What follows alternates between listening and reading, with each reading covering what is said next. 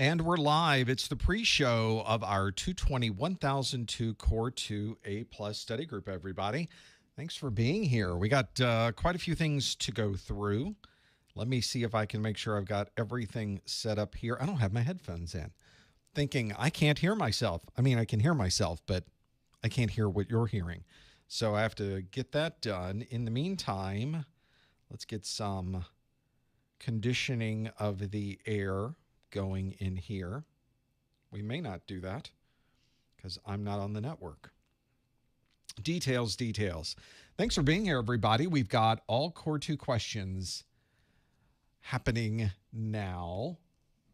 We've got plenty to go through. We'll be starting in about 8 minutes. 8 minutes until the top of the hour.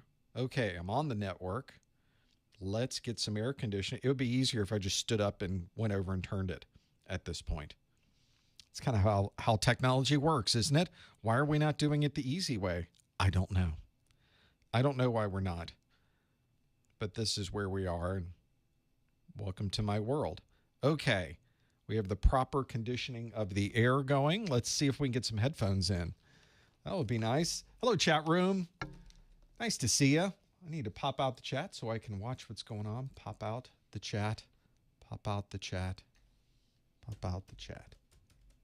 There we go. We'll put stream health over here and put it over on the right side. I apologize for the spill. You can see there's like a white glow up here. I have a light that's right there that I don't have an egg crate for yet. I've been swapping some lights out in here. I was hoping to get the egg crate yesterday, and it just did not make it. It'll be here today. Too late for us, of course, but it will be here today. Jezebel Arnold in the chat room with the $10 super chat, kicking things off strong. Thank you so much for that super chat. Jezebel writes, I just passed both cores. Thanks to you, I'm certified. Congratulations on your A-plus certification. That is great news. I'm glad we could be a tiny little part of that. I think that's pretty awesome. This is the fun part of what I do, is hearing about the success stories. So I love that. Okay, this is a mess. Let's clean up our mess. I should have done that earlier. Okay, headphones are in. I can hear me. Well, I can hear me as you hear me. I guess that's the important part. All right. Hey, chat room. We got some time before we get started. Let's check on some things. We are recording down here. We've got streaming going up here. We've got video switching happening here. We've got cameras all in a row. And everything seems to be working. I mentioned in the last study group, I spent a day moving things around inside of these racks. You can't see very well on the right side.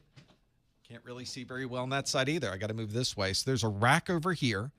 There is a rack over here. They are behind, they're in sort of a closed-in, quiet area. You can't hear anything that's happening inside of those racks, which is kind of nice. But I was moving things around. I used to have cabling that went off to a separate room. I would have streaming equipment in that room. Things were just expanded out wider than I wanted them to be. So now everything has been brought to the desk. Everything happens at the desk now, including the lighting, which normally did not happen at the desk either. It was happening from the ceiling. I had mounts in the ceiling and the lights coming down.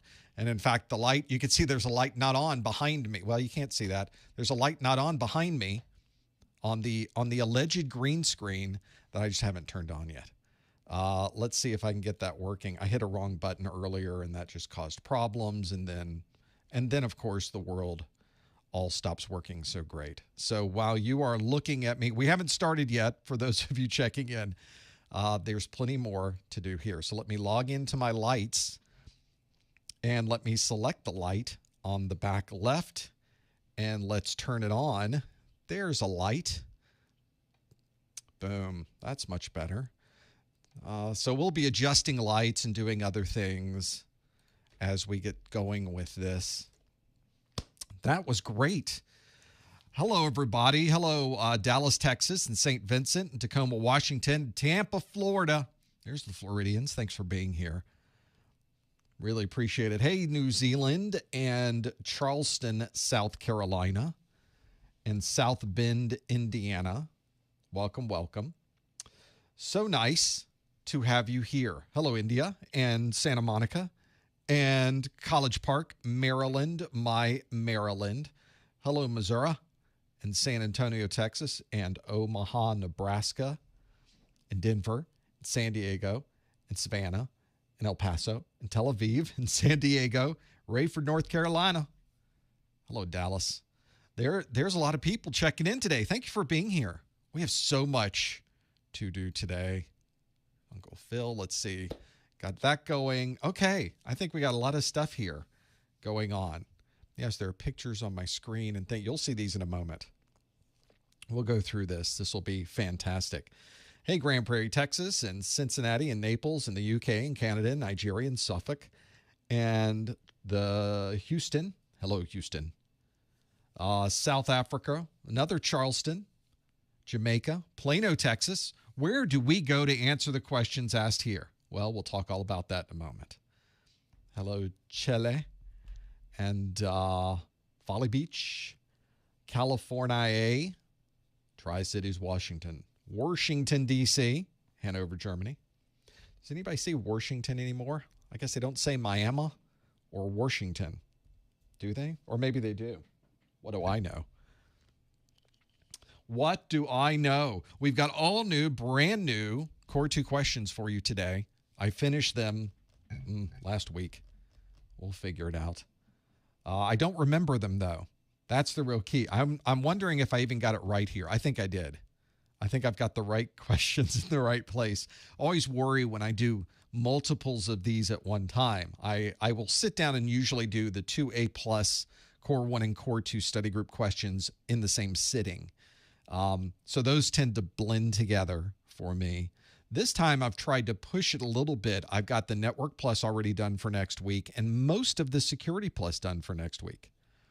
So we'll have to see. Is it Washington? I think it is. But where is it Washington? Is it Washington in D.C. or is it Washington over on the West Coast? Or is it not Washington at all? Is it like Miami, where you don't hear people talk about Miami anymore in that way? Just the names change over time. It's kind of old school, isn't it? It's just the way things go. Okay, let's see. Xavier says, just passed myself by 47 points. We'll take the win, everybody. Congratulations. Which exam did you take? Was that the Core 2? We want to know. Spill. Let's go. Tell us. All right, it's about ready to get going. 1 minute. 1 minute to go. In Indiana, it's Washington. See? Here in Florida, we have a Lafayette County. Not Lafayette. It's Lafayette County. We have a Jefferson County, and the county seat of Jefferson County is Monticello, which obviously is different than the actual home of Jefferson, which is Monticello. I don't know. That's just the way it turned out. That's just the way we did it. I don't make these up. 1,002. Couldn't remember a thing. You beat it by 47 points, Xavier. I think we can give you some credit. You did a fine job. Congratulations on your 1,002. That's a fantastic win. It is top of the hour. Let's get our presentation running. Is it Versailles, Indiana? We're going to have a conversation about that shortly. See what's going on with that. You got to wonder. Okay, it's time for study group, everybody. Let's see if I can make this thing work the way it's supposed to work. Here we go. Hello, everyone. Welcome to the December 2021 Professor Messer CompTIA 220-1002 A+ study group. This study group is sponsored by Uncle Phil's Fudge, UnclePhil'sFudge.com. We have coupon codes out on Uncle Phil's Fudge if you're looking for something for the holidays. They have homemade, small batch, hand-cut fudge with the freshest ingredients. If you're a Professor Messer viewer, you can use coupon code 5 for 20 for their traditional fudge and 4 for 24 for plant-based fudge. Oh, it's so good at Uncle Phil's Fudge. Well, thanks for joining us, everybody. We have so much to go through today on our Core 2 A+ study group. One of the things that I always like whenever we work these study groups is I always write the questions that I'm going to be asking you in this first hour. And I usually create these questions well before the study group. I'm trying to remember what the questions were. So this will be new for both of us. It's like a brand new study group for you and for me. I'll tell you how we can get started on this study group. We always have a lot of fun with this. One way that you can participate if you are here live is popping a brand new window open in that browser and visiting this link, professormesser.com/QA. There it is right there. professormesser.com/QA will bring up a question that is waiting for you right now. We'll talk to you more about that in a moment. There's also an app you can get for this. Everyone needs an app. And this is a Socrative app. It's called the Socrative Student app. That's the one you want to download. It will ask you for a room name. That room name is Professor Messer. Professormesser. Now, if you do all of those things the right way, there will be a question waiting for you. We call this our rewind question because it is a question from last month. Let's see how much you remember from last month. The question asks, a user is encrypting a small folder of files on their Windows SSD. Which of the following is being used for this security? Is it BitLocker, Active Directory, EFS, FAT32, or UEFI? This would be all of these questions and answers are things we can think about. If you think you know the answer, go to professormesser.com/QA. It's that link that's right on your page. Please no answers in the chat room. Please no hints in the chat room. We'll figure all of this out straight away, and we'll be able to come back to this question in just a moment. Before I welcome you, folks have already been busy in the chat room. Gozi has hopped in with a $6.99 super chat. Thank you so much for the super chat. Gozi writes, thank you, Professor. I got A+ certified November 1001, November 15th of 1002 on November 25th. That's real close to each other, 10 days apart. Congratulations. And Gozi says, your videos and practice questions are invaluable. Thank you for the super chat and thank you for the support. We could not do this without you, and that we really do appreciate that. For those of you joining for the first time, we do one of these study groups every month. But of course, when we're not here, you can always watch all of our free videos at professormesser.com/YouTube on our YouTube channel. You can also get a daily pop quiz question on Twitter and on Instagram. Go to professormesser.com/Twitter and professormesser.com/Instagram. A number of you are already asking questions in the chat room about when is the A+ getting revised? Is there a new version coming out? Is there not a new version coming out? I read it was coming out tomorrow. These are the emails I will normally get. It's not coming out tomorrow, I promise you. The 220, 1001, and 1002 were released on January 15th of 2019, which means the estimated retirement date for those two, all things being normal, would be July 2022. So this is one where it's really useful to know when things are normal, that at least it's going to be here until July. That means if you are here studying this version here in December of 2021, this is the version you should be studying. Keep doing what you're doing so that you can earn that. I suspect, though, normally we would expect a new version to be released in January. It doesn't look like that's going to happen. All of the signs, all of the signals that we read on the street are telling us that indeed a new version of the exam is not going to drop in January. That could sort of make sense. Things have been a little hectic. They've been a little chaotic over the last year. And as you probably have seen, if you've kept track with this, Security Plus and Network Plus were updated recently. Those did not update on time either. And in fact, they gave a 9-month overlap between those exams. So it could be that we might still be taking this version of the exam at this time next year. We just don't know yet. The key is to keep watching the CompTIA website. They'll let you know. But the important thing for you to know is these exams will still be around in July. So keep studying what you are studying. Make sure you keep doing what you're doing. This is a series of 2 exams, the 220-1001 and the 220-1002.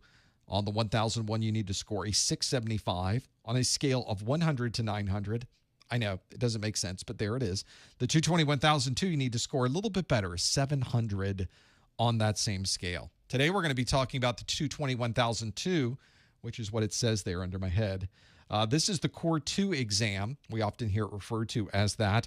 It will cover operating systems, security, software troubleshooting, and operational procedures. And all the questions we go through today will cover all of that as well. Now, if you've been out to my website or you've gone to my YouTube channel, you've seen that every single one of my videos is available for you to watch online for free. But it's a lot of videos. There's a lot of content in these exams. If you combine both the Core 1 and Core 2, it's 137 videos. That's a lot of videos, and it's over 18 hours of content. That is a lot of content. So one of the things I commonly will tell people is, wouldn't it be nice if everything was in one place and you could go get some course notes that covered all of the topics that are in that particular series of videos? And that's what I've done. I've created a set of course notes that has everything in one place. You can find out more about it at professormesser.com/1002 notes. There are both digital and physical versions of the course notes. Plenty to see there. And if you're just trying to find a way to collapse everything from these videos into one set of cohesive, very detailed notes, everything from those videos, all the important graphics, all the important charts, they're all in there. So it's a great place to go to get more information on those. professormesser.com/1002 notes. What about some Q&A? That would be nice. It's one of the most popular questions I get are practice questions, sample questions, quiz questions, and I have some for free on my site. Go to professormesser.com/take10, and there are questions there for A+, Network Plus, and Security Plus, including some additional performance-based questions. We're starting to put more of those out, so keep having a look at those. Plenty to see out on professormesser.com/take10. You can, of course, always go to my website and get a video replay of this particular study group and all of our previous study groups. I also have a audio replay version. It's an audio version that's in a podcast format. So get your favorite podcast listening program. You probably have one built into the mobile device you're using. And you can either subscribe using that podcast app. We're on the Apple podcast list. We're on the Google podcast list. Or you can simply go to professormesser.com/podcast and add it or listen from there as well. Either way, you're covered with a replay. Speaking of replays, out on YouTube, you'll notice in the YouTube video description, about a day after we're done, there will be timestamps there. That's because my marketing manager, Lori, is watching this. Hi, Lori. How are things? How's the family? This is the way we communicate these days. So this is one where you can click the timestamp and go directly to what you're looking for, and you can go back years on these to find exactly the information that you're trying to find, and that is at the YouTube video description of every study group video. I'll also let you know that we have, when we're not here, we have plenty of Q&A, conversations, arguments, fights amongst each other in our Discord. It's really not that difficult, not much of a fight. We all will kid each other over that, but it's a great way to talk back and forth. Go to professormesser.com/discord and join us. We'd love to have you in there, conversing back and forth about CompTIA, about getting a job, about what the latest games are, about almost anything. We'll chat on almost anything. We'll try to stick to the topics at hand, but it's a great way to converse with others who may be studying for their CompTIA exams as well. Don't forget that if you're planning to take your exam, that I do not want you to pay full price for that voucher. I'd love for you to get a discount, and I have discounted vouchers on my site where you could save some significant money from buying it directly from Pearson VUE. You can find out more about this at professormesser.com/vouchers and purchase the voucher that you need for your exam. As an extra bonus, though, if you purchase the voucher from my site, I'll give you a copy of my Exam Hacks ebook for free. So you can download the ebook. I've got about 14 tips in there of things that can help you during the study process, while you're in the exam. And then if you do need additional help afterwards, there's some of that there as well. It's a great way to get a few extra points by maybe following some of these strategies that I've outlined in my Exam Hacks ebook.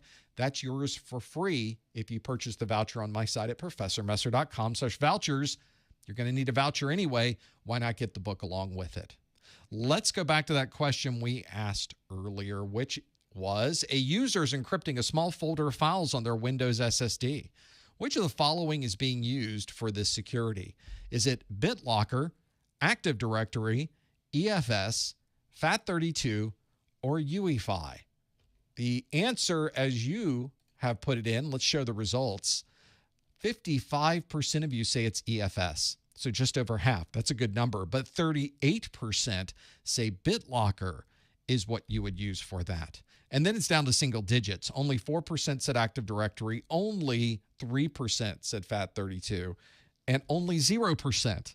Can you say only 0%? Only 0% said UEFI. Well, if you are encrypting a portion of the data on a device, then you're not doing full disk encryption. BitLocker is full disk encryption. You don't really get an option for individual files. BitLocker is an all or nothing kind of scenario.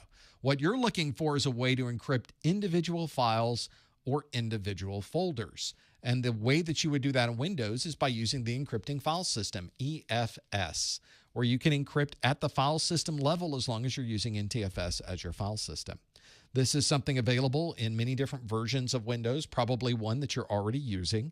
And there is an interesting encryption method here that it uses your username and password to be able to create that key and encrypt everything.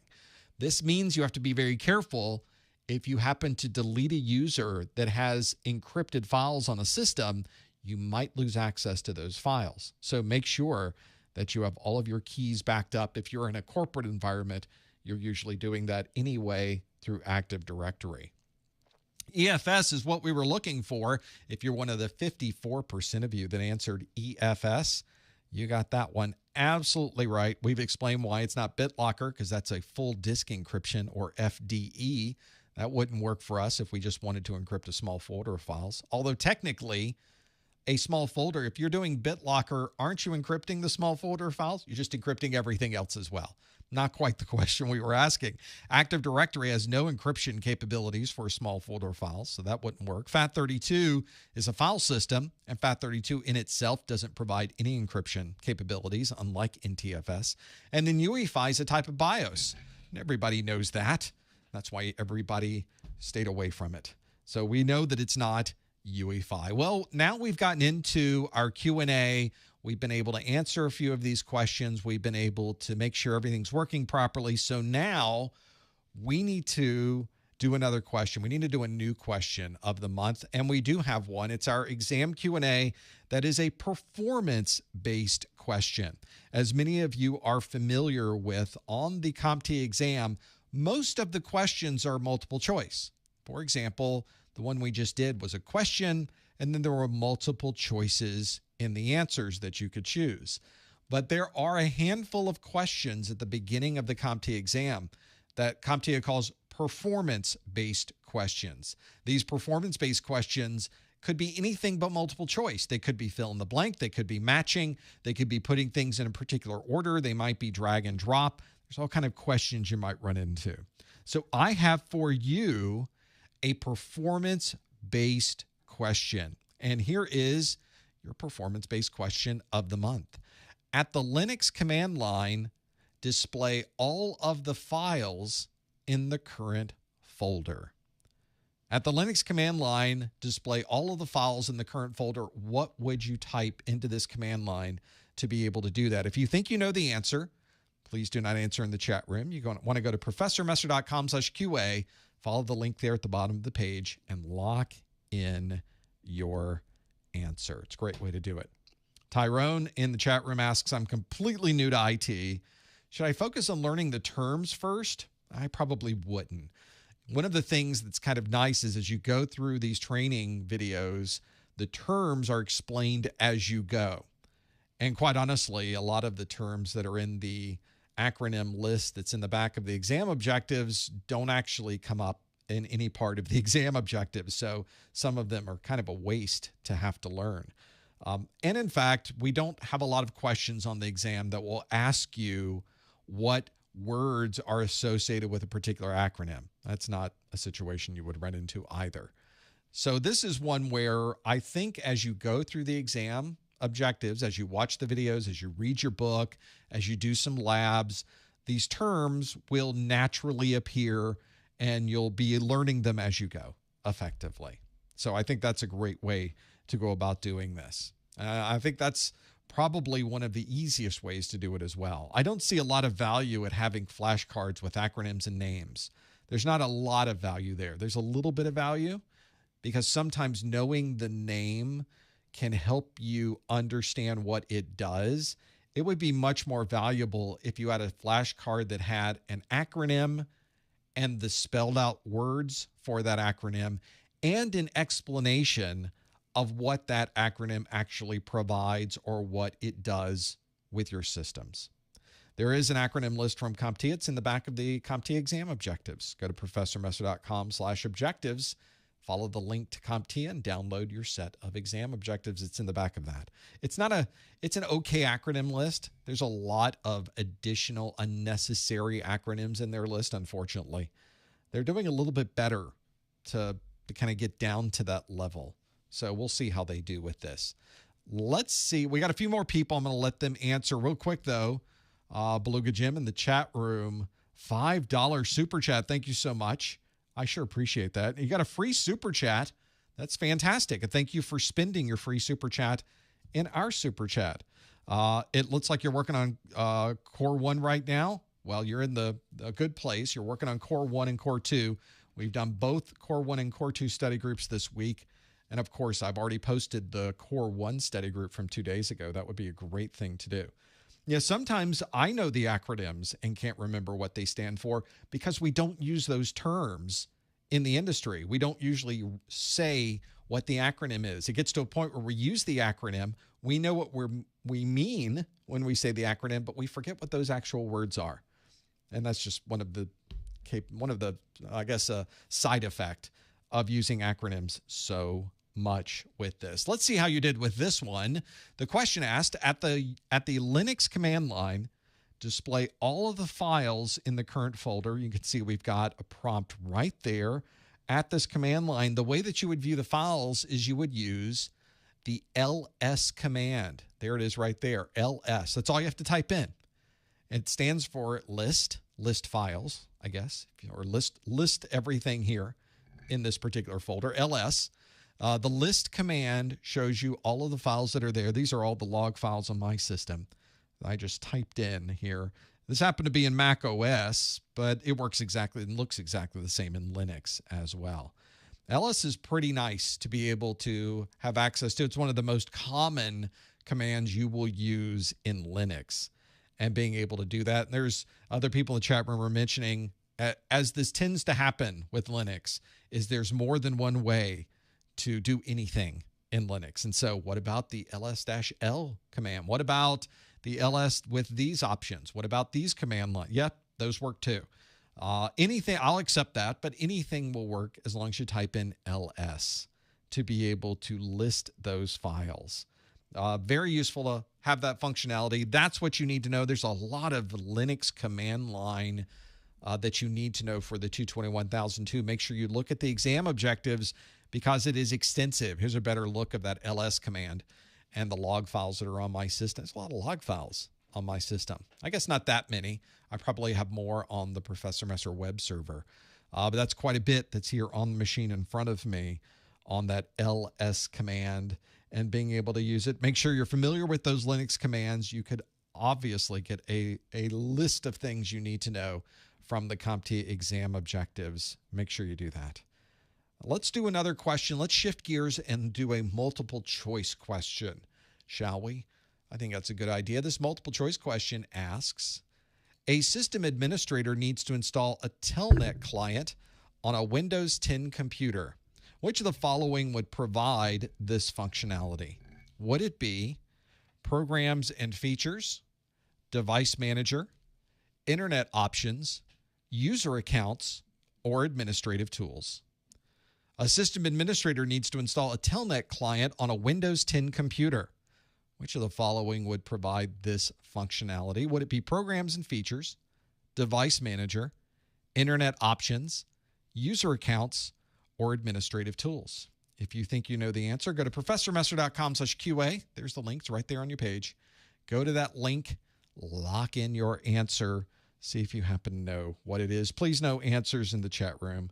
Please no hints in the chat room. We'll have to figure that out. There are a number of good questions coming in that are a little bit outside the scope of what we're currently talking about, but such good questions about certifications for cloud specializations and some other things that are coming through as well. Make sure you hold on to those questions. I would love to address those in the after show. The after show happens right after this. So we usually go for about an hour of Q&A, and then I open the after show where the Q&A reverses itself, where you ask me the questions. So I would love to address some of those in the after show. Stick around for that. We'll start that at the top of the hour. For those here live, we'll be able to do that. I see a number of us are trying to figure it out. No Googling. You cannot Google these answers. Please do not Google these answers. We're going to pretend that we are in the exam. Obviously, the exam, you can't have any notes. You can't have any books. You can't have anything to reference. And you can't have Google. So you have to figure out. And I'm surprised nobody's asked yet, why in the world would you want to install Telnet? Which I have a pretty good answer for, by the way. I use Telnet quite a bit. And so it would make sense that someone would want to be able to do this. I think if you were ever in a situation where you were needing a particular piece of software, it would be useful to know where to go. It doesn't have to be Telnet, and to be able to figure that piece out. See if you happen to. I like the answers of what is Telnet? What are you talking about? You're absolutely correct. What is Telnet? Why? And there you go. Thank you, chat room. Why would you install Telnet? I knew you would do it. I knew you'd come through for me. Let's see how you did with this question. We asked, a system administrator needs to install a Telnet client on a Windows 10 computer. Which of the following would provide this functionality? Would it be programs and features, device manager, internet options, user accounts, or administrative tools? 42% of you say administrative tools. 39% of you say programs and features. 10% of you say internet options is where you want to go. And then you have single digits. 5% said device manager and 4% said user accounts. Well, one way to get access to any of the they call them Windows features, things that are provided with Windows but may not be installed into the operating system, is through programs and features. That's exactly where it is. It's right there in the control panel under programs and features. This is where you can, of course, see all of the applications that you have installed, but you can also click this link on the screen, turn Windows features on or off. Well, that's what we want to do. We want to turn the Telnet client on, and it will present you with a big list.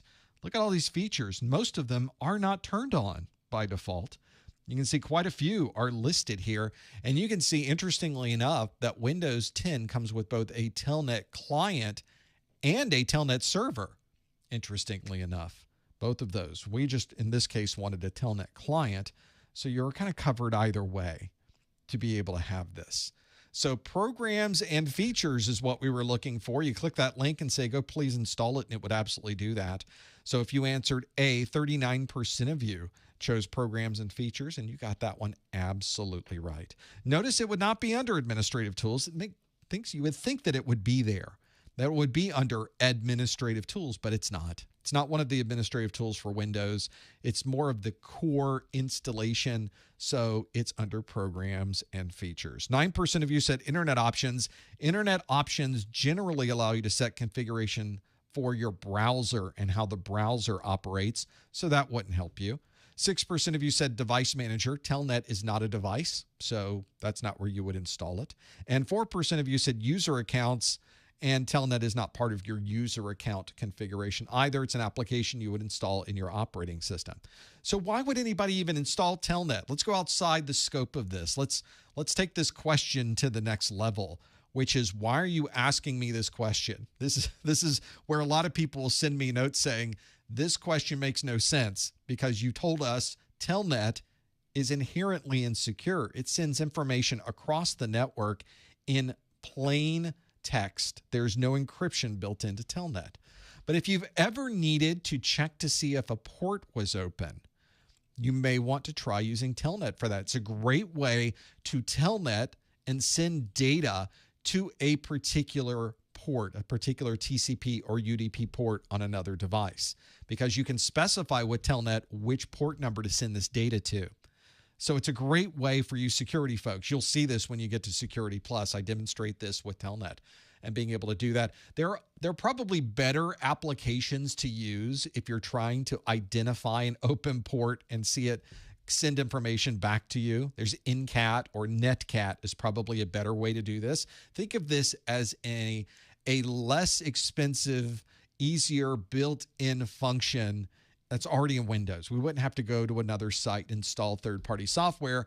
We can simply install Telnet and maybe get a little bit capability of that port functionality and sending information to a device, all by using Telnet. Who knew that functionality was there? Well, there it is. It's kind of nice to have that capability on your Windows 10 computer. It's also available in other operating systems.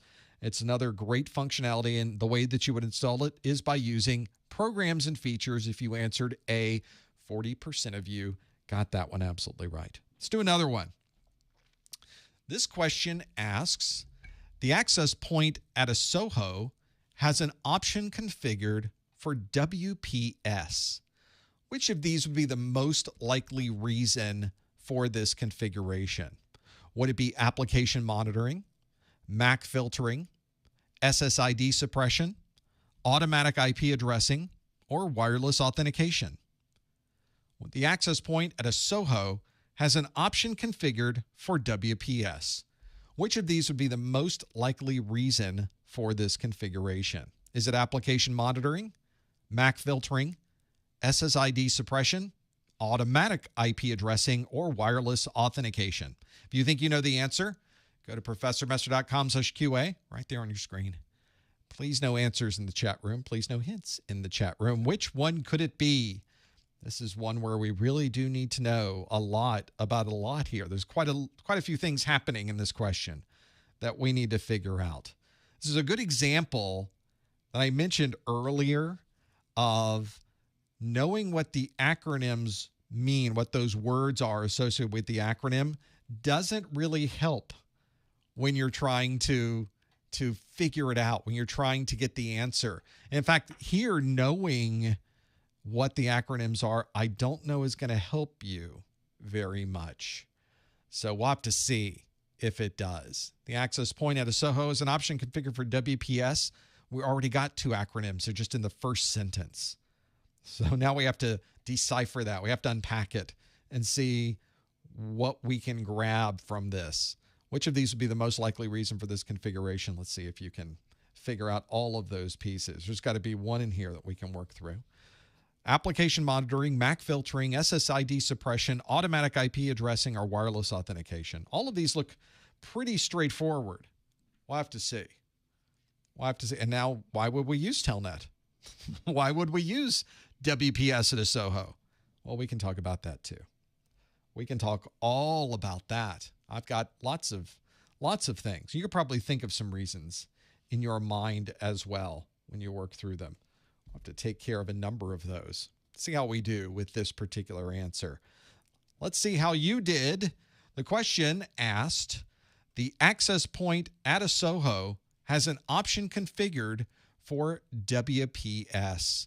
Which of these would be the most likely reason for this configuration? Is it application monitoring, MAC filtering, SSID suppression, automatic IP addressing, or wireless authentication? And if we hit the show results, 78% of you say wireless authentication. There was just no other choice here. Everything else single digits. A effectively three-way tie. between automatic IP addressing, MAC filtering, and SSID suppression, all between 5 and 7%. And then 2% of you say application monitoring. So not very many people there. The vast majority, I think when you're at 79%, that's well over the majority. Wireless authentication is what you chose. So it's important here to know about WPS. WPS stands for, this might help you a little, Wi-Fi Protected Setup. It's one of those occasions where the acronym could possibly give you some insight into what it does, but not exactly. Doesn't tell you everything, does it? It almost is better if you go back to the original term that we used for this, which was Wi-Fi Simple Config. But WSC, maybe that was just too difficult to say. I don't know why we didn't go with that, but that explains it better, doesn't it? It's a way of authenticating into a network. In fact, it's a way of authenticating that makes it easy. If you've ever looked at the security configurations for wireless access points, they've really gotten better over the years. And I think we've gotten more familiar with the process of putting in a passphrase and making sure, at least in our homes, in a SOHO, a small office home office, that's what the SOHO stands for in that question, is we usually use a pre-shared key, or PSK, which means we create a pre-shared key for everything that we're doing here on the network. We come up with a passphrase for the wireless network. And for that wireless network, we give the passphrase to everybody who needs access. So we'll set up our passphrase on our wireless network, Ninja1. And we'll tell everybody, if you need access to the wireless network, the passphrase is Ninja1. And then you would connect to the network using that Ninja1 passphrase. That works great. But if you use some of the older style, back in the early days of wireless, there were some access points I used where you had to put in the passphrase in hex, in hexadecimal. I am not making that up. They really made it difficult to enable the security. The programmers were thinking like programmers and not thinking like someone who needs to use the user interface. So we created a new form of connecting to the network called WPS, where we can simply give somebody a personal identification number. Oh, if you need to connect to the network, use PIN number 1234. I'm not sure that was much better, was it? It's actually 8 characters. 1, 2, 3, 4, 5, 6, 7, 8. I don't know if that one was a valid WPS, but there it is.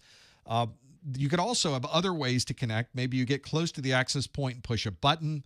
Some of the newer access points have NFC, or near field communication. And there used to be a way that you would plug a USB into the access point. It would give you a cert, and then you could plug that USB into your laptop, and then it would be able to connect to the wireless network. Really involved. You had to have a USB key. It really didn't go very well, so they just took it out of the specification completely.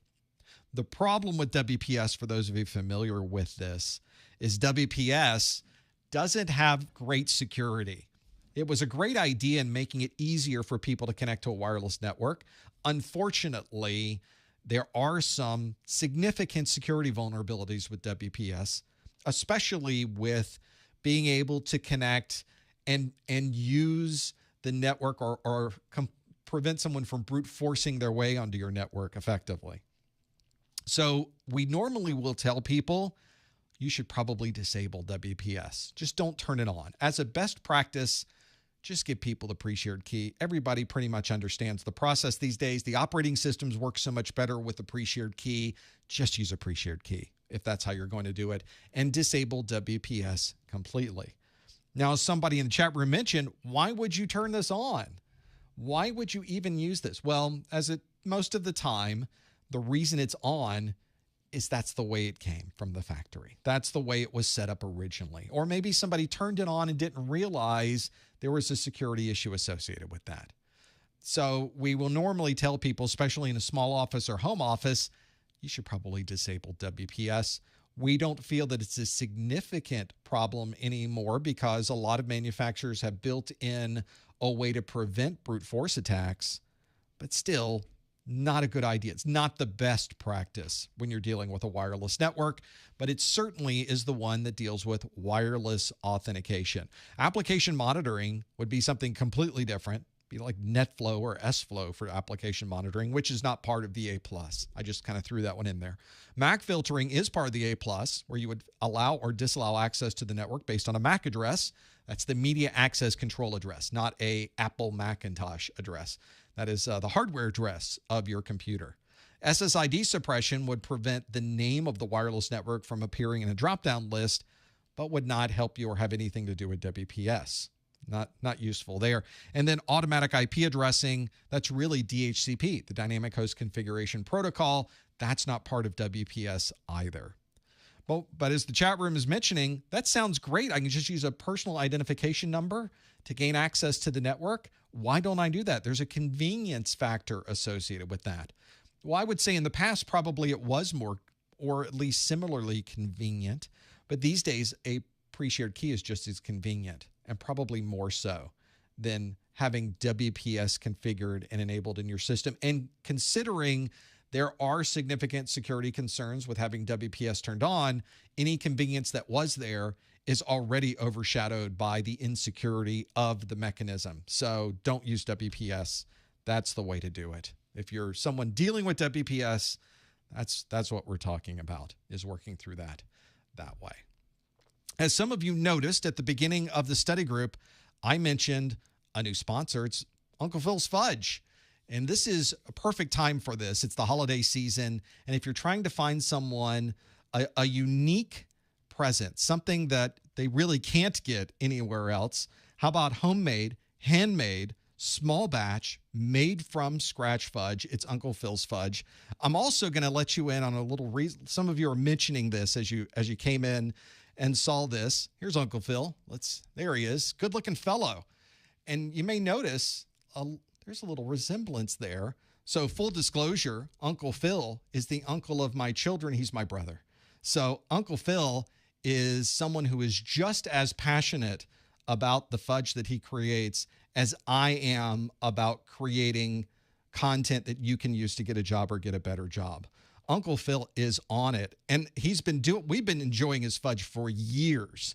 So I'm just now bringing you in to the fantastic stuff that he has on his website. I'm going to flip over to the menu that he has here, because here's what's interesting of the things he's done is, first, he ships everywhere, which is brand new in Florida, and the reason that you're just now hearing about this. If you're in Orlando, you've probably seen or at least heard of Uncle Phil's Fudge already.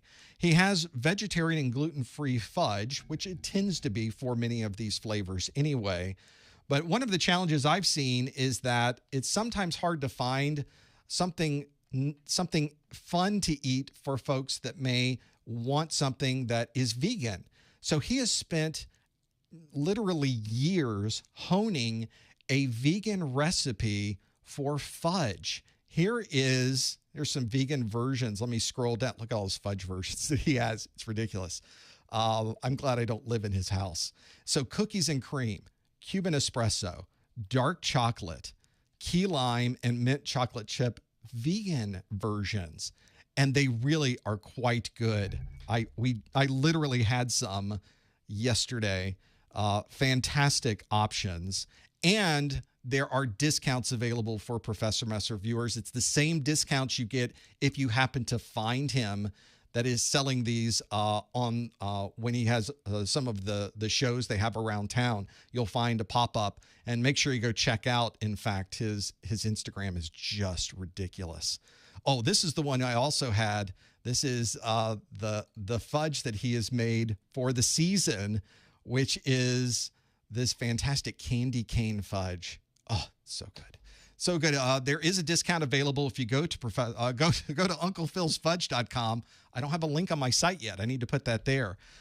There is a discount. It's available if you're getting traditional fudge, 5 for $20. That's the discount code, which gives you 5 of those for $20, and a plant-based fudge, 4 for $24. Have a look at it. Uncle Phil's Fudge. I'm so proud of what he's doing. He has such good fudge. I'm more than happy to support him. If it's something you think might be a great holiday present for someone you know, have a look at it, UnclePhil'sFudge.com. Let's go back to the questions that we have available. The next one I have on my list asks, a system administrator is troubleshooting a slow Windows system. Which of the following would provide real-time information on system performance? Would it be Safe Mode, Reliability Monitor, Task Manager, Startup Repair, or Event Viewer? Now, let me put the link on professormesser.com/QA to lock in those answers. A system administrator is troubleshooting a slow Windows system. Which of the following would provide real-time information on system performance?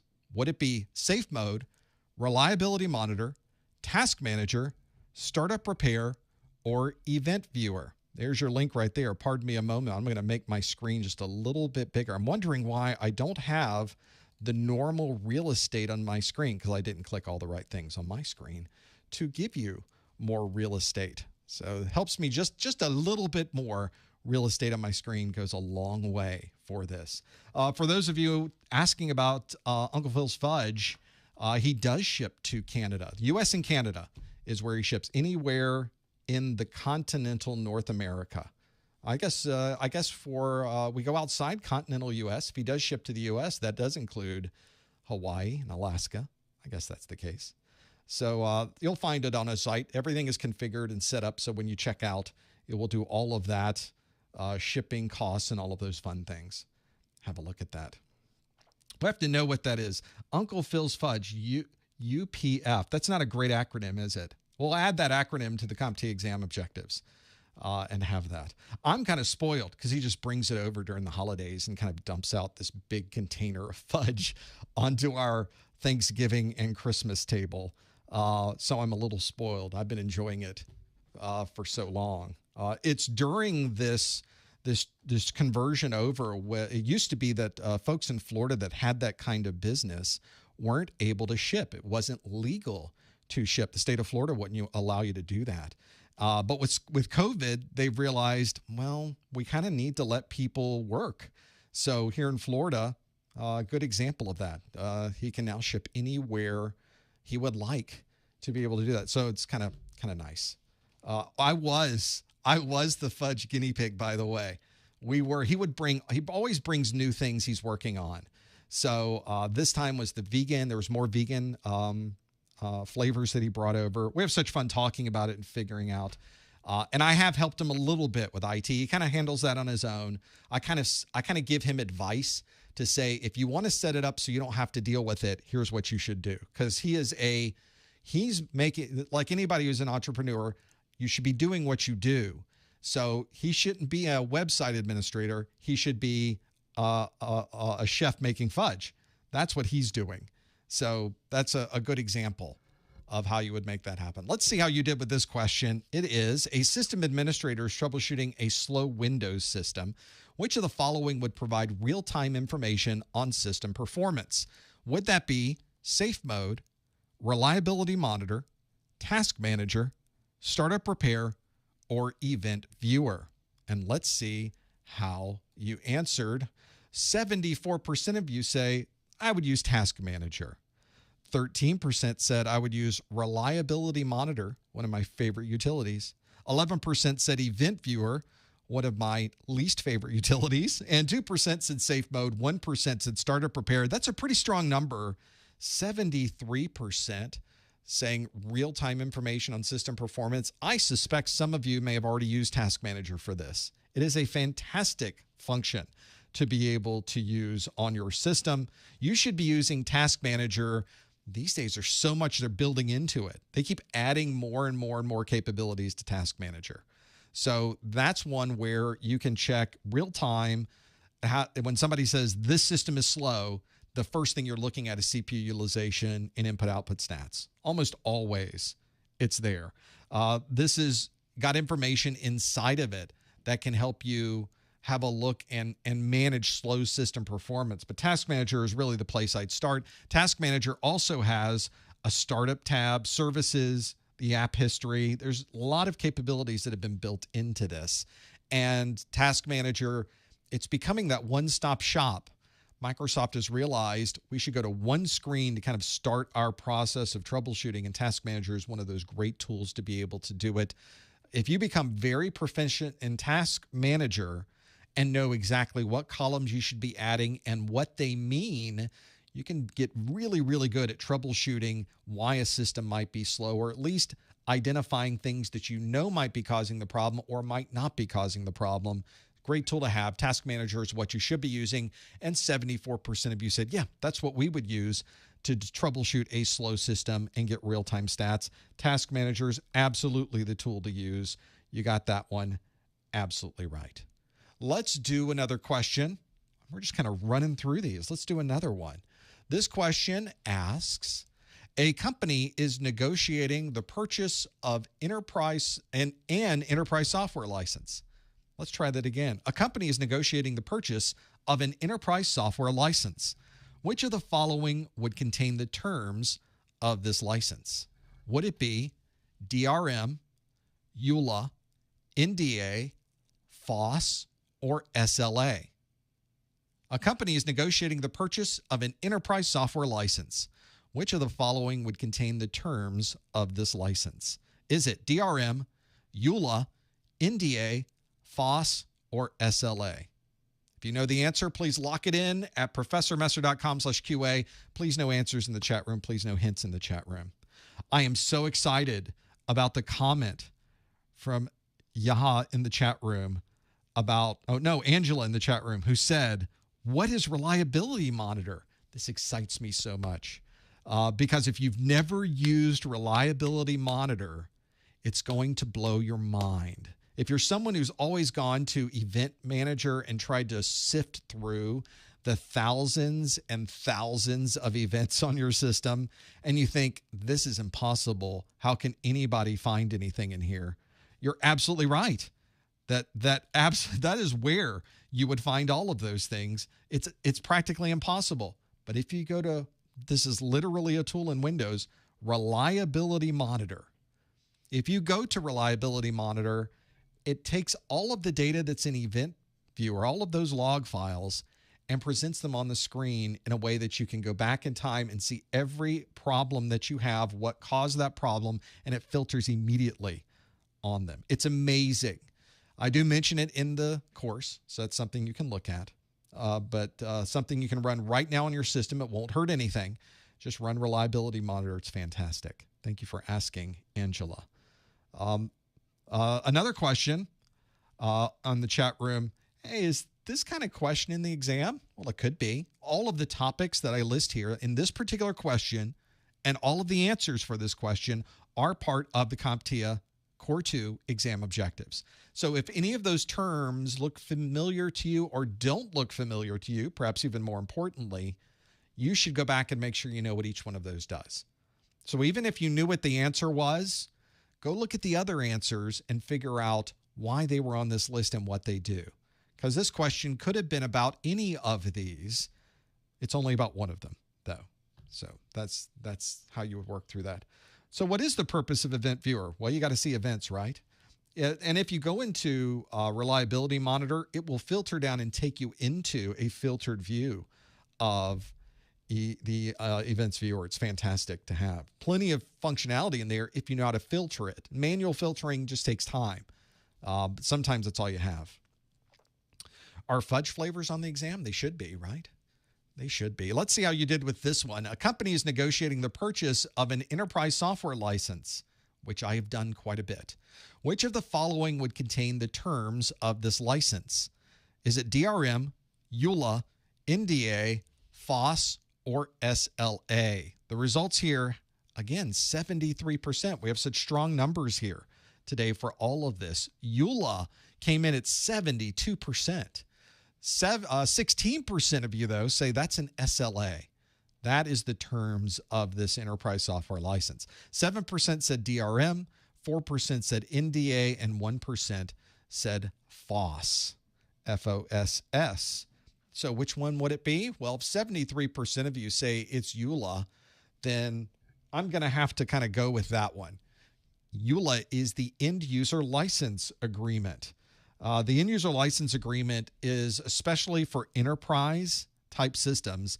It is the series of rules and regulations given to you by the manufacturer of that software that says what you can do with the software and what you cannot do with the software. And you will find if you do a lot of enterprise licenses, where you're not just buying one copy of a piece of software, you're buying thousands of copies of this software, you will almost always have your legal department involved. Almost always. And this is coming from someone who has sold software into environments where we have gone back and forth with the legal department and the folks working in IT to come up with just the right agreement. And usually it's just something where they want a particular phrase in there, or maybe they would like a piece of it removed. So they'll make their recommendation. We take the end user license agreement back to our legal team. Our legal team writes it up and says yes or no, or says maybe how about this? Then we take it back to them. So it could be a very quick process to negotiate the end user license agreement. Sometimes it's an involved process to negotiate the end user license agreement.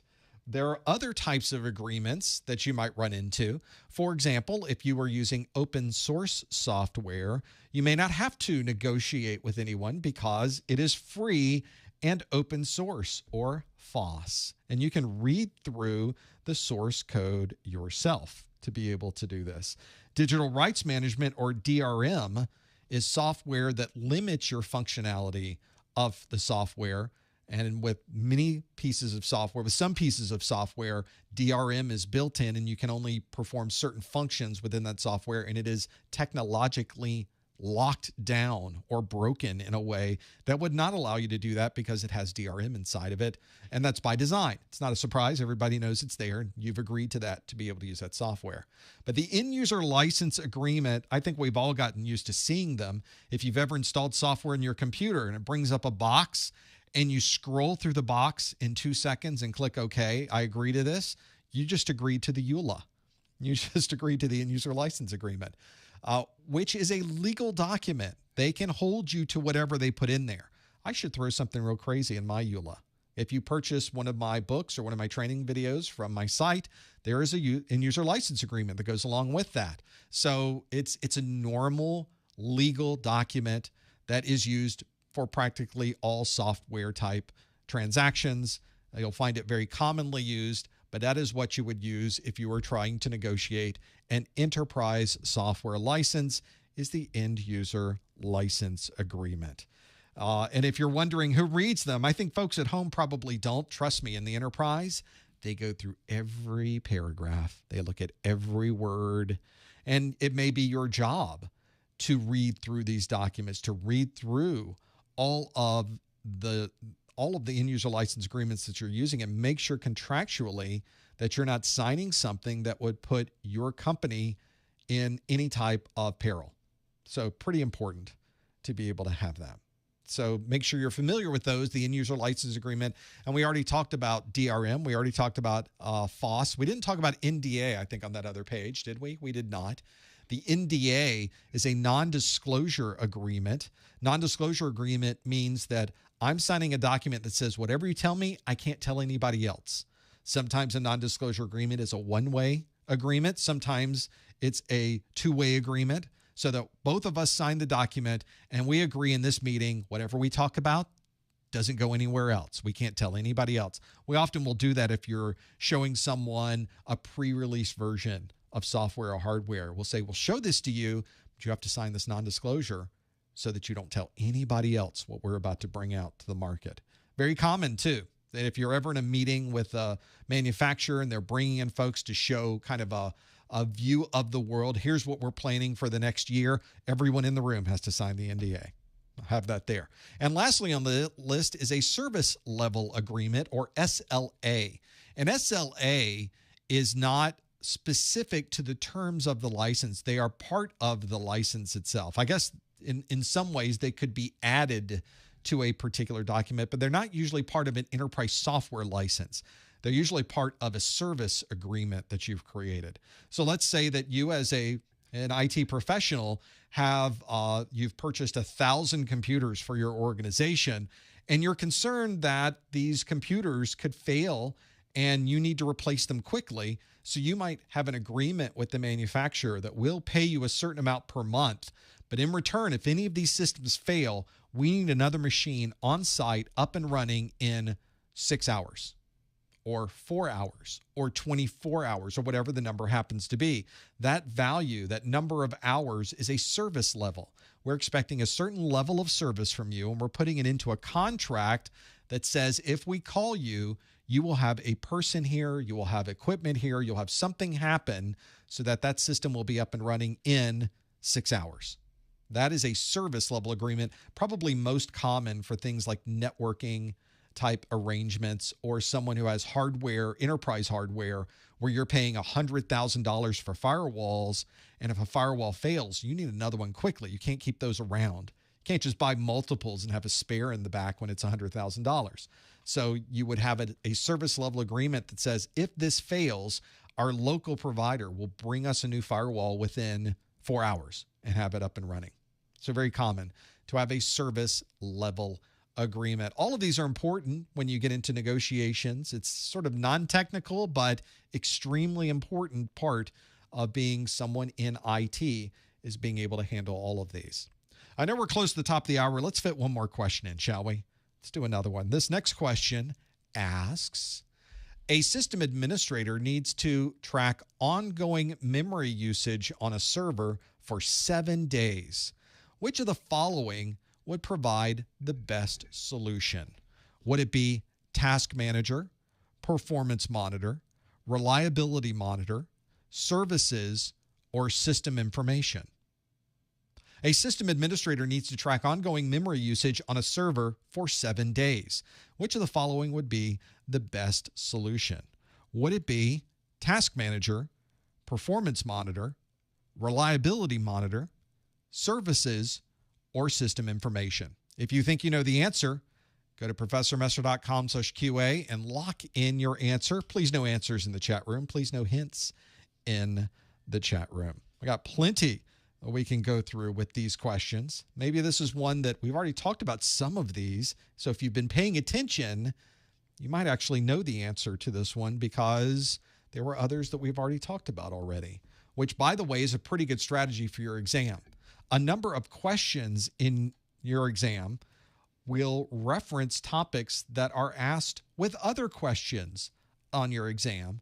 So sometimes going through all of the questions can give you answers to others on the exam. It almost gives it away, which is great. That's free points for you, but don't miss the opportunity to be able to do that. It is a sort of a byproduct of taking some of these certification exams. With CompTIA, you're able to jump back to previous questions and either add or change an answer. If you're taking another manufacturer's exam, so let's say you're taking a Cisco exam, Cisco doesn't allow you to go back. So you could be on question 1 that's asking a topic about spanning tree with Cisco's exam, and then you get to question 20 that answers the thing that was discussed in question 1. Well, it's too bad you can't go back. But with CompTIA, you can jump wherever you want in the exam at any time. You should take advantage of that. That is actually one of the exam hacks. I gave away one of my exam hacks right there. It's in the book. So it's something that you should always keep in mind, that you can jump around to whatever question you want, whenever you want, and that gives you an advantage. So you should take every strategy you can take on the exam to be able to do that. So make sure you take your strategy into the exam as well. It's going to help you. Let's see how you did with this one. The question asked, a system administrator needs to track ongoing memory usage on a server for 7 days. Which of the following would provide the best solution? Would it be task manager, performance monitor, reliability monitor, services, or system information? And you answered 7. Again, the number 74%. What is up with that? 74% of you say it's performance monitor. But is it really? We'll have to wonder. Is this one of those where we all answered a particular question and we all got it wrong? Let's find out in a moment. Well, we also have on our list 17% of you that said reliability monitor. He talks so much about it. Certainly, it was the right answer, reliability monitor. 5% of you said task manager. 4% of you said system information. 1% said services. Just the name reliability monitor makes you think that perhaps it talks about reliability. So obviously memory usage is part of that, right? Well, in this particular case, no, It is not. Performance monitor, as 73% of you have already shown, is a way to gather long-term statistics, even 7 days worth, from an individual system. You can track these either from a central machine and query the device, or you can track them on the device itself. You can find the performance monitor, or perfmon, as we sometimes will call it, under Control Panel, under Administrative Tools. It can track operating system information, such as disk usage, memory, which was the part in here, and CPU and other metrics as well. You can set alerts. So if it exceeds or changes by a certain amount, you can receive an alert that says, hey, you're running low on memory. You may want to check that out, which is kind of nice. It can store these and write these statistics to disk so that later on you can pull them up and view the entire time frame all at once.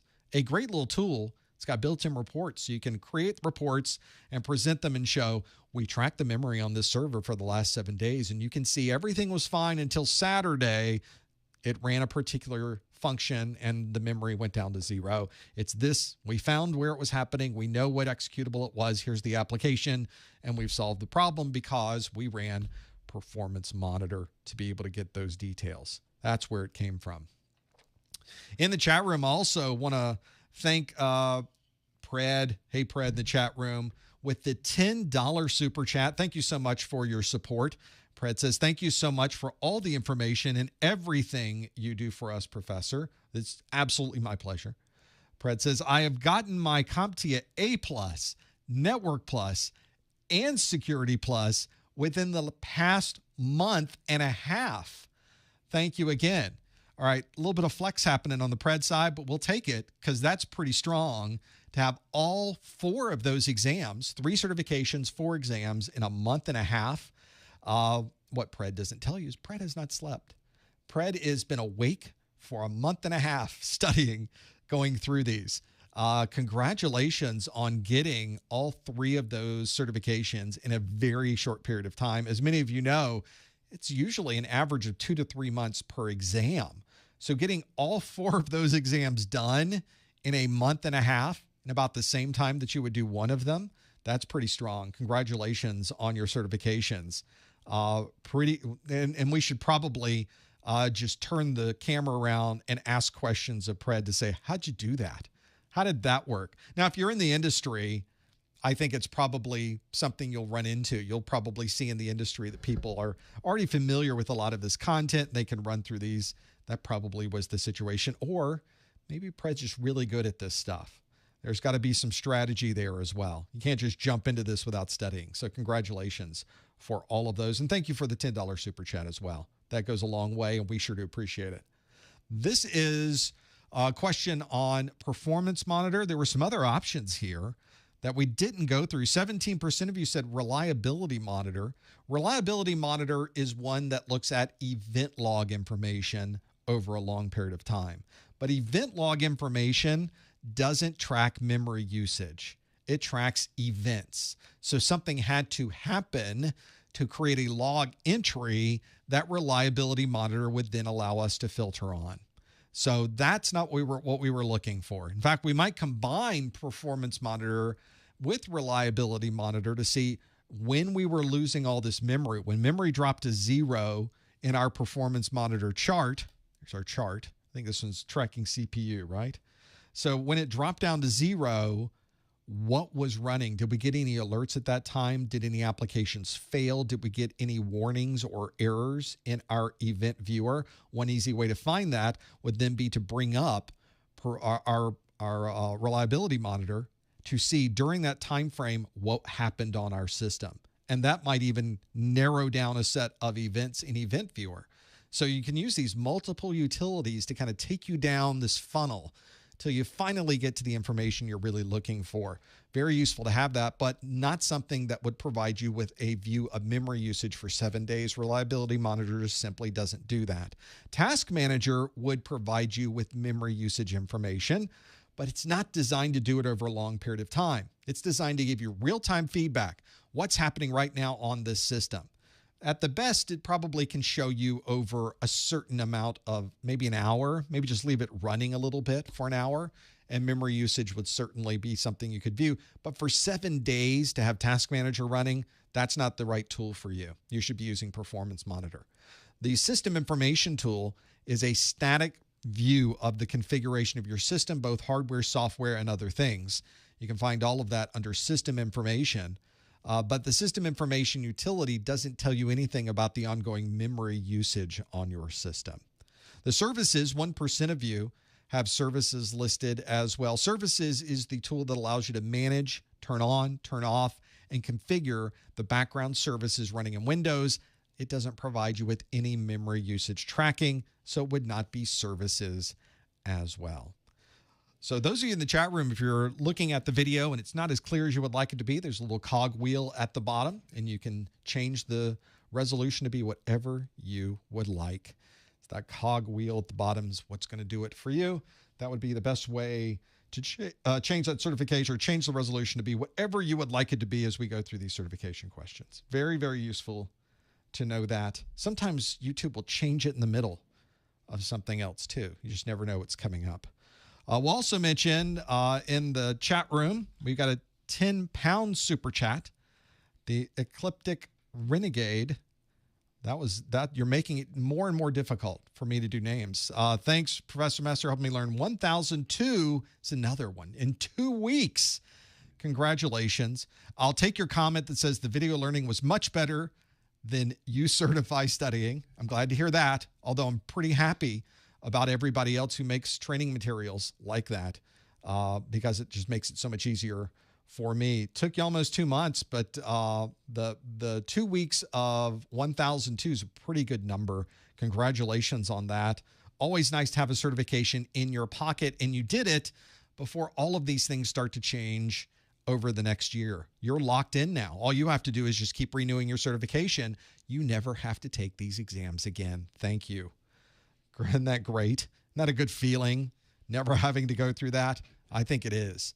All of the questions we did today came directly from the CompTIA exam objectives. You've heard me talk about the exam objectives during this hour. Make sure you download these objectives. Go to professormesser.com/objectives and make sure that you have them. They are incredibly valuable. They're an extensive list of everything you need to know on this exam. CompTIA stays very close to these objectives when they ask questions on the exam. You don't need to go outside the scope of these exam objectives. They're all there. There's a link available on my site. Go to professormesser.com/objectives, or you can simply go to the Google machine and type in CompTIA exam objectives, and you'll be able to get all of those objectives that are there. Also let you know, since if you like these questions, you're really going to like the questions available in my practice exams. My 220 1002 A+ practice exams are a great way to test yourself before walking into your exam room. They will provide you with a list of or 3 complete practice exams that are designed to emulate the same feel or look or style as the actual exam. And I have an example of this that I can show you. We can get one more question in, right? We'll do one more of these. This question is directly from my practice exams book. This is question A8, which asks, a user in the accounting department has received this error message, quote, the print spooler service is not running, end quote. The user contacts the help desk and opens a ticket for assistance. The help desk technician performs some testing and identifies the issue. Which of these would be the best next step? Would it be to reinstall all printer drivers, restart the spooler service, reboot the computer, or power cycle the printer? Now, I'm using a PDF writer here, PDF reader, so I can annotate this if I'd like, if I think I know what the answer happens to be. So I can choose an answer that's on the screen, and I can either go directly to page 33, which has the quick answers, or I can go to page 44, which has the details. And I also have links inside of this PDF, so you can simply click the button that takes you to that page where it has the question again, and it tells you that the answer is B, restart the spooler service, and I give you an explanation of why that is the right answer. Now, if you're like me and you've taken these practice exams online or in other places, that's all they give you, is that's the right answer. But I always get the answer wrong, and I would like to know why I got the answer wrong. So one of the things that I do in my book is every wrong answer has an explanation of why it is wrong. So why wouldn't you choose reinstall all printer drivers? Well, here's why. Why wouldn't it be reboot the computer? Here's why. Why wouldn't it be power cycle the printer? Here's the reason why answer B was the best answer. So you get some feedback that will help you. If you get the answer wrong, you're almost learning more than if you get the answer right. And if you get the answer right, I highly recommend that you read through the wrong answers, because the things that are in the wrong answers could possibly show up as an actual question on your exam. And if all of this just sounds crazy and you aren't sure exactly what I'm asking about, there's a link on every page that takes you to a video that describes or covers the topic that this question came from. What question about print spooler? What are you talking about? Well, you should probably go watch the question or watch the video on Objective 3.1 Troubleshooting Solutions. There's a QR code. You can click the links and it will take you right to that page. Those are my practice exams. They're a great way to help you study. You can find practice exams for the Core 1, the Core 2. I've got practice exams for Security Plus and other things as well. They're all on my website. You can find it at professormesser.com/Core2PE. We do one of these study groups every month. We do multiples in the month. We do a Core 1, a Core 2, a Network Plus, and a Security Plus. You can see in January, we've got 2A Plus. Core 1 is on January the 4th. Core 2 on January the 6th. We have Network Plus on the 12th and Security Plus on the 19th. Make sure you come back. We do one of these. I make brand new questions every month. It's not the same thing over and over again. And we'll figure out all of those details. Thanks for being here in this first hour. Stick around for the after show. I've got plenty more for us to go through. We've got our course notes and practice exams on the Professor Messer website. Don't forget about the voucher discounts available at professormesser.com/vouchers. We've also got plenty to look at on our Twitter, on our YouTube, on our Instagram. If you like this video, we would love it if you don't smash the button. Very, very carefully click the thumbs up button so that you really did like this video. And if you would like to subscribe, we would like to have you here as well to be able to do that. Thank you for being here. Stick around for the after show. I'll take your questions from the chat room, and we appreciate you joining us on the A+ study group. Yeah, I didn't do a code word. I didn't do a super secret code word, did I? So let's do one. Let's do a super secret code word right now. If you're watching this for continuing education unit credit, you'll be able to get a super secret code word.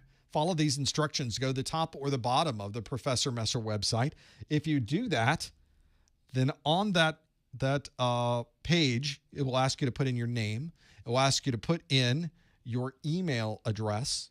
In the subject line, if you would put the December Core 2 study group, so I know where this came from, and in celebration of our new sponsor, the super secret code word of the month, UnclePhil'sFudge.com. See how we did that? Kind of fit it right in there. UnclePhil'sFudge.com is the super secret code word of the month. I don't know if that was a good idea or not, but we're going to do it. Now I want fudge. This is the problem. When I talk about his fudge, now I would like some of that, please.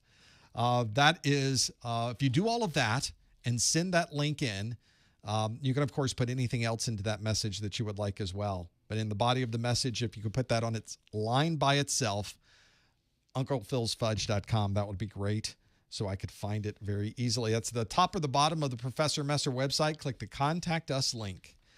Professor Messer website, click the Contact Us link.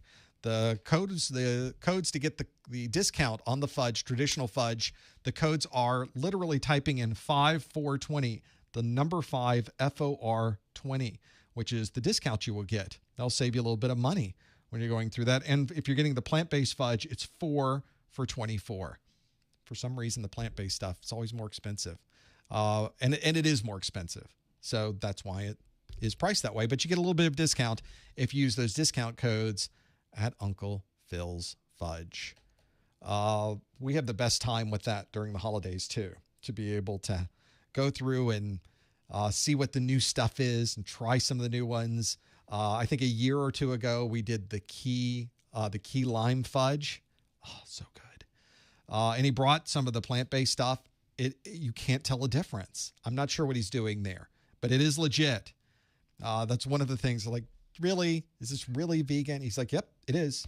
And it's great. He's been doing this for years, and it's nice that people who would like to have some of this, fun for the holidays and have these treats. It's kind of hard to find great vegan treats. And he's cracked the code. I don't know what he's done, but boy, he has really made it happen. Not sure how he does that, but he does that. Well, I am going to very quickly, I should have been doing this while I've been talking, is get the things up on the screen so I can take your questions. That is not the link I need. Here we go. Just playing around with lower thirds here. So I will take your questions from the chat room. We've got a chat room. If you're on YouTube, this is the YouTube chat room that's already there on the screen. If you're at professormesser.com/live, it's the same chat room. So you can find that as well. There's plenty places you can go to find this chat. And then we will absolutely answer these questions that you present into the chat room. Let's start with this first one here that from J.A., who says, I just graduated with my bachelor's in cybersecurity. First, congratulations on that. It's a great set of tools to have in your pocket. The question says, I'm studying for A+, but what's the best job to start with in this field? The best job to start with in the field is probably, I would say the most common ones that you would start with in the field are these entry-level positions. And this is something you should be aware of if you've taken a security type position, if you've worked with security or you've gotten a security certification or security formal degree like the one that you have there. One of the things that you should know is that there's just not a lot of entry-level security jobs out there. But if you are someone who's already gone through all of this and you've worked through security before, one of the things that I've mentioned, especially if you're in a larger area, a larger city, is a lot of these companies will have security operations centers or SOCs. The Security Operations Center is sort of like a help desk, but for security. And they have sort of a level one at the Security Operations Center who's always monitoring. They're taking phone calls. They're answering emails. So you get kind of the entry level into security. But there are also second and third level and even higher level security engineers in these facilities as well. So there's some upward mobility. So you can start with security, at least get into security at a very low level, kind of a basic help desk in security level, but you're in security. You're at the Security Operations Center. Those are not common though. Probably more common is someone to get into just a corporate or organizational help desk where you are handling operating system problems, desktop issues. Someone's called in that the server's not working. There's a printer not working properly. And you're taking those calls and either helping them on the phone, taking the ticket information, moving that to someone who can properly resolve that particular issue. Those are also very common, not necessarily security jobs, but one of the things you'll find with what we call cybersecurity, or what I prefer to call IT security, is that you need some type of foundation to work in a security role. You can't secure an operating system until you know how the operating system works. You can't secure the network until you know how the network operates. So you have to get a foundational knowledge in these things before you can really be a security engineer. And that's why I always tell people, go get some of these operating system certifications. Go learn everything you can about Windows. Learn everything you can about Linux and Mac OS. Go learn about the mobile devices. Go understand how networks operate. Become very familiar and become an expert in switching. Become an expert in routing. Become an expert in all of the things network related and the protocols that go across the network. Know how to troubleshoot the network. And if you can combine those together, you have a very strong foundation in operating systems and network that will position you very well to go into a security engineering role, from an IT security engineering role. Very, very useful for that. So a lot of people say, I'll just start with Security Plus. I'll go get a degree in security and I'll go get a security job. It doesn't always work that way. It usually works that you'll go get all of this knowledge and then you'll start on the help desk and then work your way through the help desk to be able to do that. So unfortunately, or maybe fortunately for you, is you get a chance to kind of learn as you go. So don't be dismayed that you went through this process of getting a security degree, a cloud computing degree, a higher level degree, and you feel like, oh, I'm starting on the help desk. Help desk is a great place to start. My first job was a service technician driving around South Florida, installing memory, delivering printer cables, doing whatever I could do, but I was learning the whole time. I was trying to understand the operating systems. I was trying to understand the hardware, and that positioned me to go to the next job, where I learned everything I could there to go to the next job, as much as I could to go there. So don't be dismayed or for some reason disappointed at getting a help desk position. In the help desk, you're sort of the sponge. You're learning everything you can, and not just learning everything about technology. You're learning who is in charge of the server farm, who's in charge of cloud, who's handling the databases, who's doing things with the network, where are the security folks, where are they in the organization, so that when you get into a position where you've really studied everything that you could possibly study about the network, you could maybe approach the network team and say, this is a part of IT I'm really excited about. Do you have any entry-level or open positions for somebody from the help desk? Can we help you can I come in on the weekend and help you with an upgrade? Can we do something? Can you show me some of the things you're doing with this extra project? They will be more than happy to help you, because we need more bodies that are knowledgeable, that are helping us with these things. So everything that you do in IT is a step to get you higher within IT.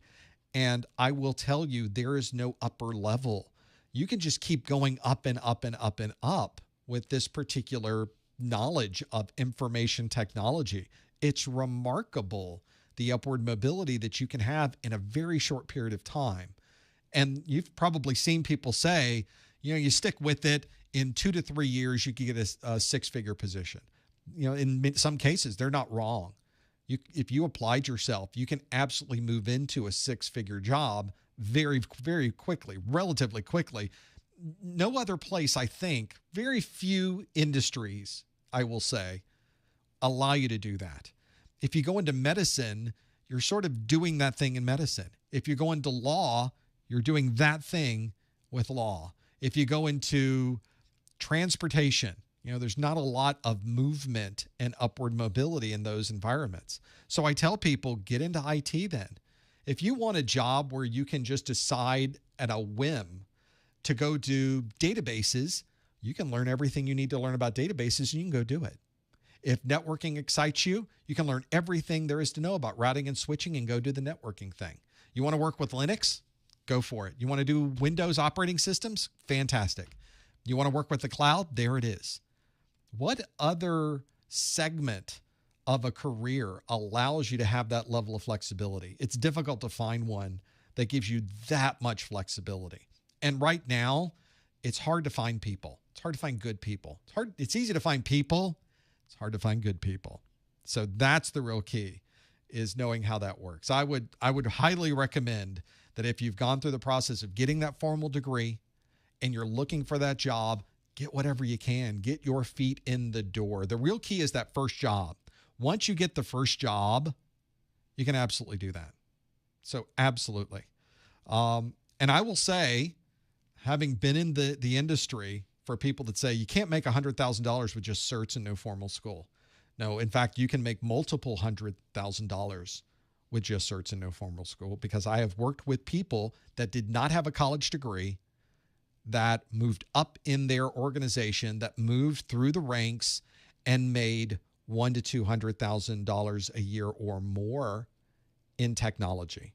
It's there. Now, is it more difficult if you don't have formal degree? For certain positions, it is. Management, they love for you to have a formal degree. But not all good paying jobs in IT are management. There's a lot of great paying jobs. In fact, you sometimes make more than your boss. You can make more than management sometimes by being a technical person in IT. It's remarkable, the options that are out there. Let's take some other questions from the chat room. There was one that came through I want to be sure I catch. that dealt specifically with renewal of certification. So let's talk about cert, especially since, as I mentioned earlier in the study group, that there was a new version of the exam that will probably be released in 2022. So when that happens, a new version of the exam is out here.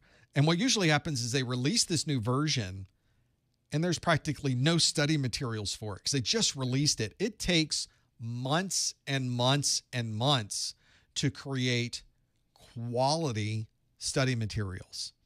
And I put that qualifier there because you will find as soon as these exams are announced and released that suddenly things appear in the market. Unfortunately, often the things that suddenly appear in the market have been created very, very quickly and perhaps are not of the quality that you perhaps would like it to be. So what happens is behind the scenes, before an exam is released, usually a couple of months, CompTIA provides content creators with the exam objectives, the partners of CompTIA with the exam objectives. And those partners start working. So sometimes we can be out with material pretty close to the release date. Sometimes we can create material that's right there during the release date. That's very good high quality materials. But it's difficult because with two exams, Core 1 and Core 2, it takes many months to create all of this content, to write the content, to shoot the content, to write the books. So what you'll find is when the exam comes out, it normally is 3, sometimes even 6 months after until you start seeing materials show up into the market, at least a good list of them, a good set of options available to you in the market. So I usually will tell people, don't take that exam when it comes out. There's nothing to study from. You're at a disadvantage immediately. And because there's an overlap period of at least 6 months, and as we've seen with Security Plus and Network Plus most recently, there was a 9-month overlap. You've got a 9-month window where you can continue to take the existing version, which has years of content behind it, years of books, years of study materials that can help you. It is the highest possibility for passing is taking the existing version. Now, that is why I tell people, don't worry that they come out with a new version. That's okay. You're still going to take this one because that's the only books you're going to find. That's the only videos that are out there is this existing version. And it will be a number of months and we'll start adding more to the list. And you'll see over the next, when 6 months goes by, finally, there's a good selection of study materials available. And at that point, maybe you can decide which one of those you would like to take. In the meantime, let's say that you take the existing A+ exam. Let's say you're one of the folks that just passed the existing A+ exam. So this A+ certification exam will be retired. Let's say it gets retired in July. I think it will probably be after that, but let's just pick a point in time just for reference. Let's say that the 1001 and 1002 exams will retire in July. Let's say that you passed the exam today and now you are A+ certified. You will be A+ certified for 3 years. It doesn't matter what they do to the exam. You already passed the exam. They could change the exam every day to a new version. It doesn't matter to you because you already passed those exams. You're now certified with your A+ certification. So whatever happens on the exams don't matter to you. In fact, you'll probably never take an A+ exam again if you play your cards right. You'll never have to take the A+ exam ever again. You've got 3 years before that certification that you've earned retires or is expired, is a better term to use. That certification that you have earned is good for 3 years, at which time it will no longer be good. But during that time, you can renew it. And there's a lot of different ways to renew your certification. You can collect CEUs, continuing education unit credits. You can take higher level exams. You can take third-party exams that are different than the A+, and they could renew your A+. You could take the CertMaster CE, which is an online CBT, computer-based training offered by CompTIA that allows you to renew your certification in a few hours. So those are very common ways, and there's multiple ways to renew that certification during that 3-year period. And that's what I commonly will tell people is go find one of those, renew your cert, and now your cert will automatically be renewed another 3 years. And all you have to do is just keep doing that every 3 years, and you never have to take the exams again because your certification will constantly be updated. And that's why people that took their A+ exam 10 years ago and simply kept renewing the certification have never had to take the exams again. They already took them. They already passed their exams. Why would they have to take them again? What they do is take and learn the things that are new in the industry, prove they know about these new things in the industry, either with CEUs or newer versions of other exams, and then you're now updated for another 3 years. That's the way to renew. I highly recommend you go to the CompTIA website and look at their renewal or continuing education section of their website. It is a very useful, although very involved set of web pages. But if you spend the time to read through it, especially if you already have earned your cert, I highly recommend you become very familiar with the process. It's not that difficult. It's just a little bit of reading. Spend about 10, 15 minutes going through it so that you can get an understanding of what the best recertification process will be for you, the best renewal process. Pretty important to know that. And it may be that things that you're already planning to do will automatically renew some of your old certs. So it may be something that becomes automatic. You just didn't even know it, that it was going to do that. For example, if you already have earned your A+ cert and you go in 6 months from now, take the Network Plus, it renews A+ to be that day that you passed the Network Plus. So now you've extended it another 3 years from that point. If you then took this Security Plus, you then extended it another 3 years. So you've got some options there of things you can do. Plenty to look at there. There's lots of options and lots of things that you can do. Very, very flexible. And they usually try to find a way that works best with how you like to renew things. Make sure you read through that continuing education section. I think that's pretty important. Other questions from the chat room. Chris asks, what other certifications would you recommend that complement and are around the level of A+ that would help get an entry-level position? In many cases, a question like that is one that I can't answer because I don't know what the hiring manager wants you to have. Some hiring managers may think that the Microsoft certifications are very good, and they might want you to get maybe some of the entry-level Microsoft certs, maybe the MD100. Maybe they want you to get a cloud-based certification, an entry-level cloud cert from Microsoft or from Amazon, depending on what cloud service they like to use at their organization. But that's really more of a question for a hiring manager. Fortunately, most of the time they list those out on the website so that you could see in the job posting, well, we'd love for you to have an A+. If you had an AWS entry-level cert, that would be great. If you had an Azure cert, that would be good. Maybe they want you to have a Cisco cert. They'll list for you all of the things they would like for you to have. So I think I would refer you back to the job posting to see where it's leaning. And even if they don't specify, maybe you can get clues from the job posting. Maybe they talk a lot about Amazon Web Services. Maybe they talk a lot about Azure in the job posting. Well, then maybe in your mind, well, if they're talking a lot about Azure, maybe I should go get the Azure entry-level cert. So when I walk in the door or I send them a resume, it's just listed right on there. And they go, oh, wait, this person already knows some of this Azure stuff that we're using. Let's bring them in because they'll already know the language. They already know how to decipher what users are saying versus the technical side of Azure. That's useful to have those too.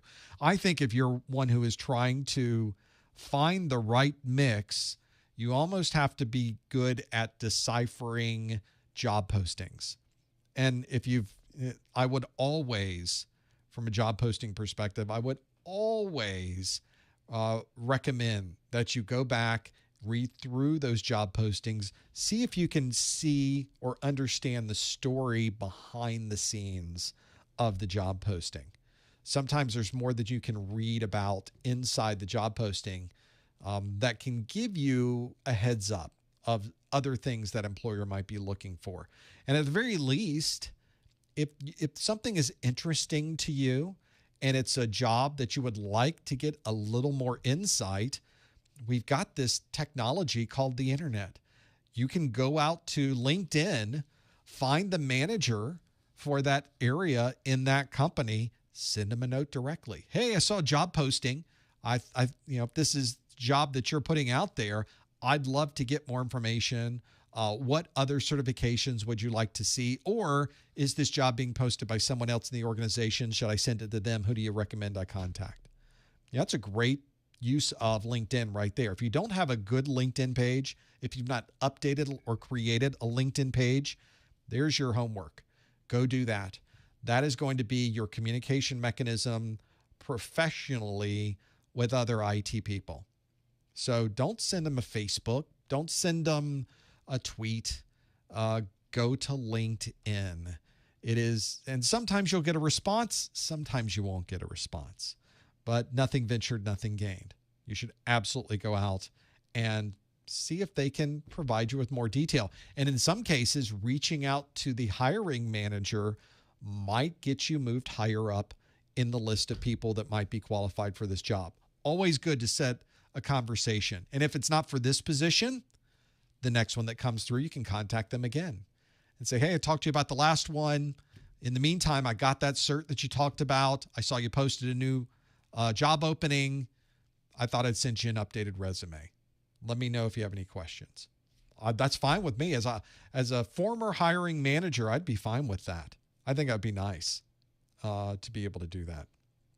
So that's what I would recommend. No, I'm not taking questions from Discord, so I'm not even looking over the Discord stuff right now. So all the questions that I'm taking come directly from the YouTube chat or the chat that is embedded onto the page, which is also the YouTube chat at professormesser.com/live. That's the link that's on your page right there. Let's do another question. Quick one from Gozi. Hey, Gozi. Thanks for your question. Is the Network Plus and Security Plus renewable as well, or are they lifetime certs? Not a lot of certs with CompTIA. I shouldn't say not a lot, but the popular certs with CompTIA are certs that will expire after 3 years. So if you take the A+, the Network Plus, the Security Plus, they expire after 3 years. There are some certifications on the CompTIA website that do not expire after 3 years. They are what we call GFL, or Good for Life.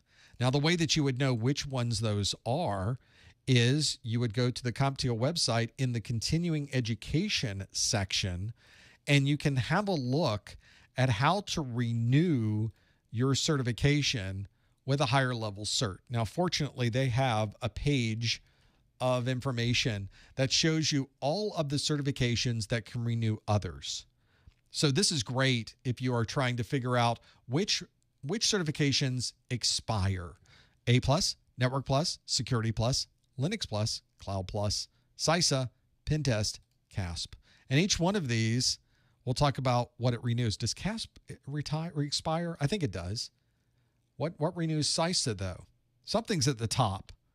I may have to go back and look at the CISA, but this is a great place to go to find all of the certifications and which ones will renew which pieces. Just click on these and it'll give you feedback on that. So for CompTIA A+, for example, that doesn't renew anything. That's the bottom of the pyramid. Network Plus renews A+. Security Plus renews Network Plus and A+. Linux Plus only renews A+. So the pyramid here, not exactly the way you would think it would be. Cloud Plus renews A+ and Linux Plus, although the newer Cloud Plus renews A+, Network Plus, and Linux Plus. That's not confusing at all. The CISA renews Pentest, Security Plus, Network Plus, A+. Pentest renews CISA, Security Plus, Network Plus, A+. So there is a quite a bit. There's your renewal for CISA. It's Pentest and CISA are kind of at the top of the list there. That's where that comes from. So have a look at that on the CompTIA website. That will give you a feel for what renews what, because it can be confusing at times. As you can see, it can be confusing at times to be able to do that. In the chat room, Michelle says, can you tell me what is Discord? I absolutely can tell you what is Discord.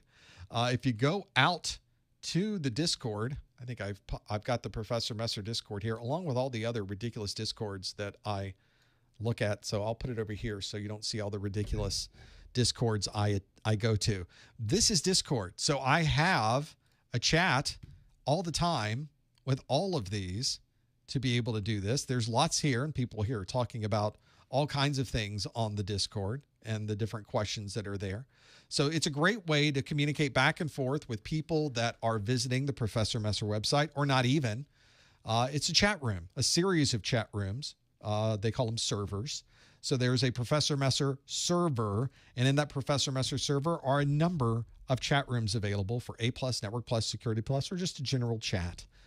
There's lots of conversations that go back and forth with Discord. It's a great way to keep track and communicate while we're not live. It's a great way to ask questions. I'm usually in there too, so if you want to send me a private message, you're welcome to do so. It's a great way because I'm usually sitting here at the desk working on something, and I'll get a ding on Discord, and I can address some of those, or I can address them whenever I get back to my computer. But there's also great Discord mobile apps, so I can be out and about, answer a question really quick, and I'm sitting in the passenger seat of a car, driving down the road, and I can answer your questions all from here. It's a great way to do it. And I think it's been nice to have that there because we can go back and forth and have conversations about, what does this mean? You said this, but I'm not getting it. What is that about? And if I'm not there, other people are there to answer. Other people studying the same thing, and other people have passed their exams are in Discord as well. And it's free, which is great too. Have a look at it. If you want to join our Discord, you can go to professormesser.com/Discord, or if you go to the Professor Messer website, which I could put up on my screen as a demonstration of the website, well, except my big head's in the way. Up in the upper right of the website are a series of icons for social media. This last icon on the right is for Discord, and you can join us right there at that link. There you go. So thank you for asking, because a lot of people may have never used Discord before. You may not even know it's there, and it's a great way just to keep up with what we're doing out on the Professor Messer website and some of the things that we're working on. So have a look at all of those. Nice to have that capability too. I like having the Discord. We used to have a chat that was right on the website. We sort of moved over to Discord, and I was worried, is everybody going to move over? Turns out you were already there. Didn't have to worry about anything. And the folks that aren't there, now we're joining Discord, but just make it bigger. So it works for me. Another question from the website.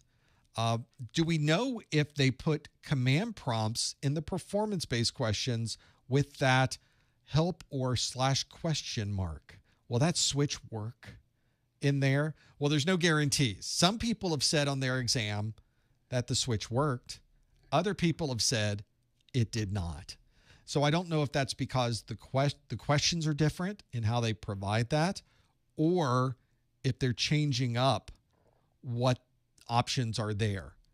So some people are saying on Network Plus it worked, but in other people I've had conversations with, they said that option was not available. Now, fortunately, I think there's not a lot of switches you would have to know for the command prompt stuff. So if you're looking at a dir command or the ls command, you don't need to go through all of that just to go.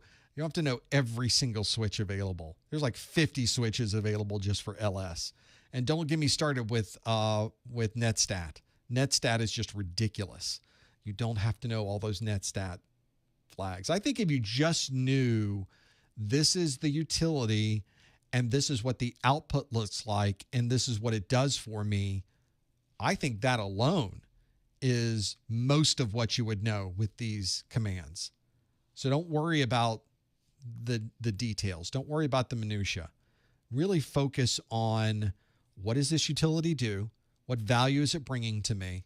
What does the output look like? Can I read the output and understand it? If you can do those two things, I think you're fine with the commands. Don't worry so much. The ones where you do need flags are probably things you would have used anyway, and some of them are relatively straightforward. I give examples of what I think are the most popular flags, and really with most of these commands, there's maybe one or two. There's just not much there you would have to worry about for those. Other questions from the chat room. I want to scroll up just a little bit, make sure I'm not missing anything. I'm talking too much and might be missing something that goes by, so I don't want to miss any of those. Lots of good conversations kind of happening behind the scenes. If you've never been on our live stream or you are listening to the live stream, make sure you go over to YouTube where you can pop open the live chat and see the chat as it was happening while I was talking. So you can see what all these extra conversations might be going on in the background that I'm just not able to address. Some good stuff in there too. Let's do another one. Question from Adam says, would you recommend data center technician over help desk with A+ certification? I'm now studying Network Plus. Any job you can get is going to be a good one. And data center technician and help desk those are very similar in function. They're just probably in a different location. But you're going to be learning similar things and sort of handling and having similar responsibilities. Obviously, those jobs are slightly different, but the knowledge level you need is comparable.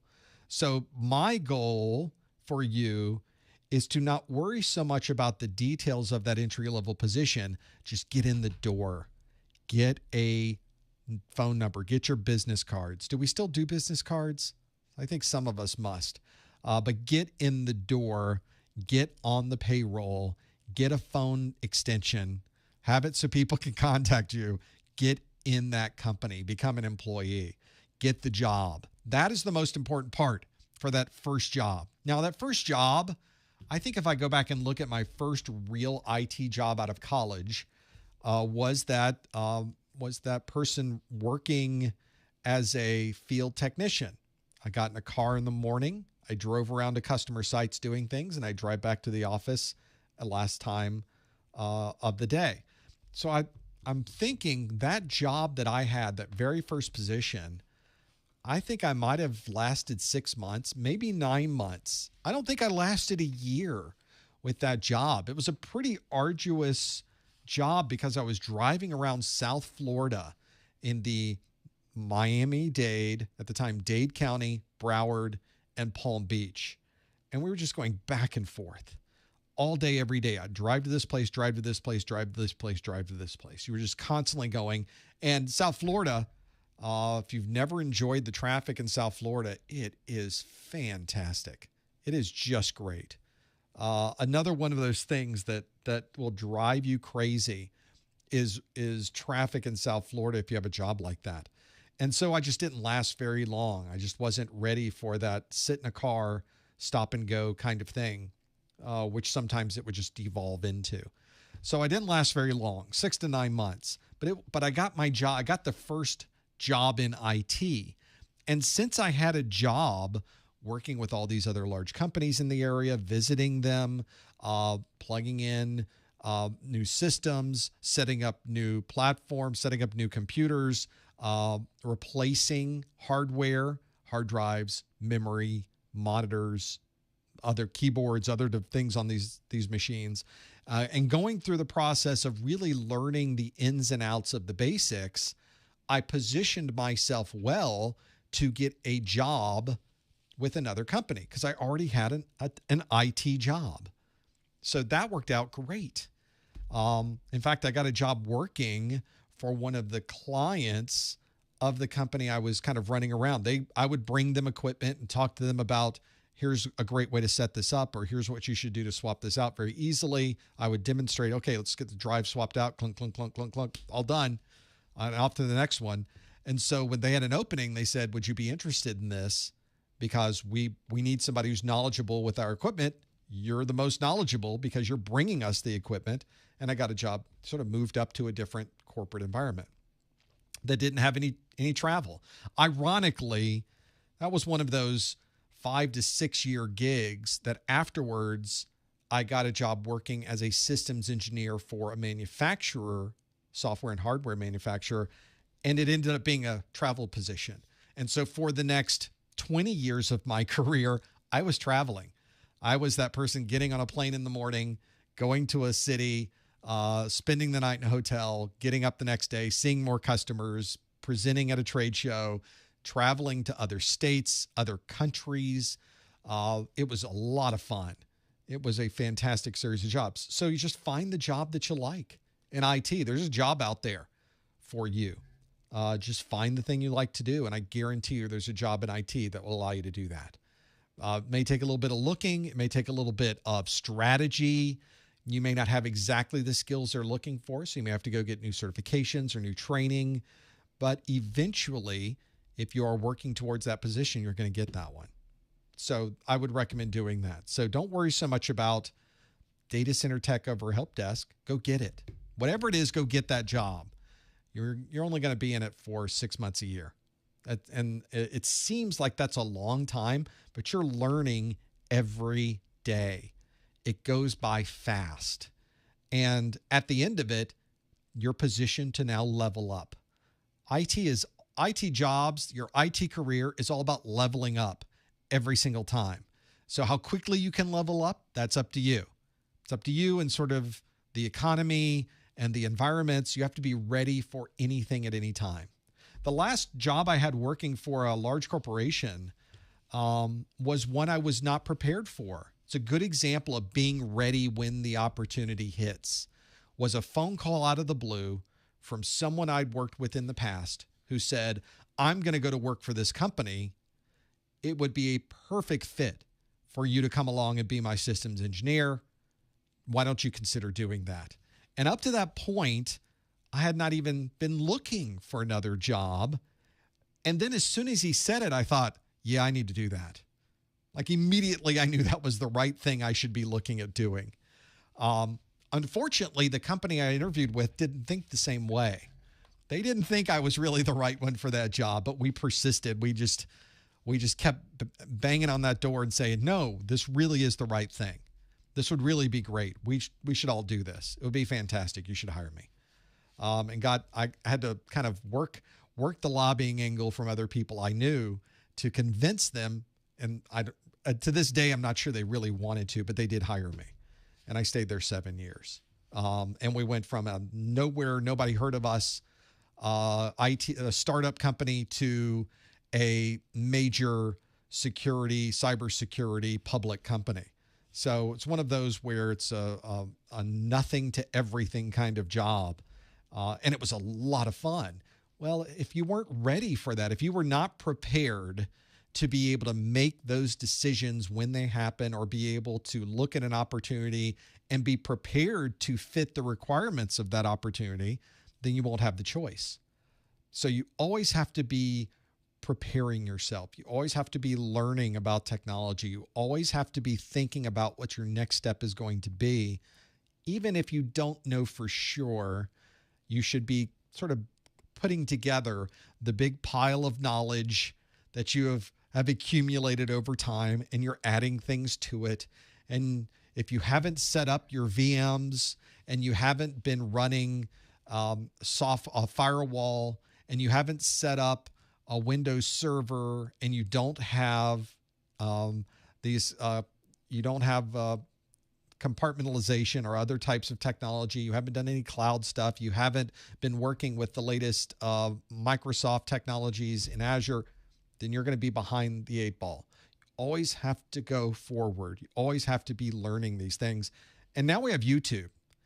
Back in the day, finding training resources was a bit of a challenge. So now it's easier than ever to do this.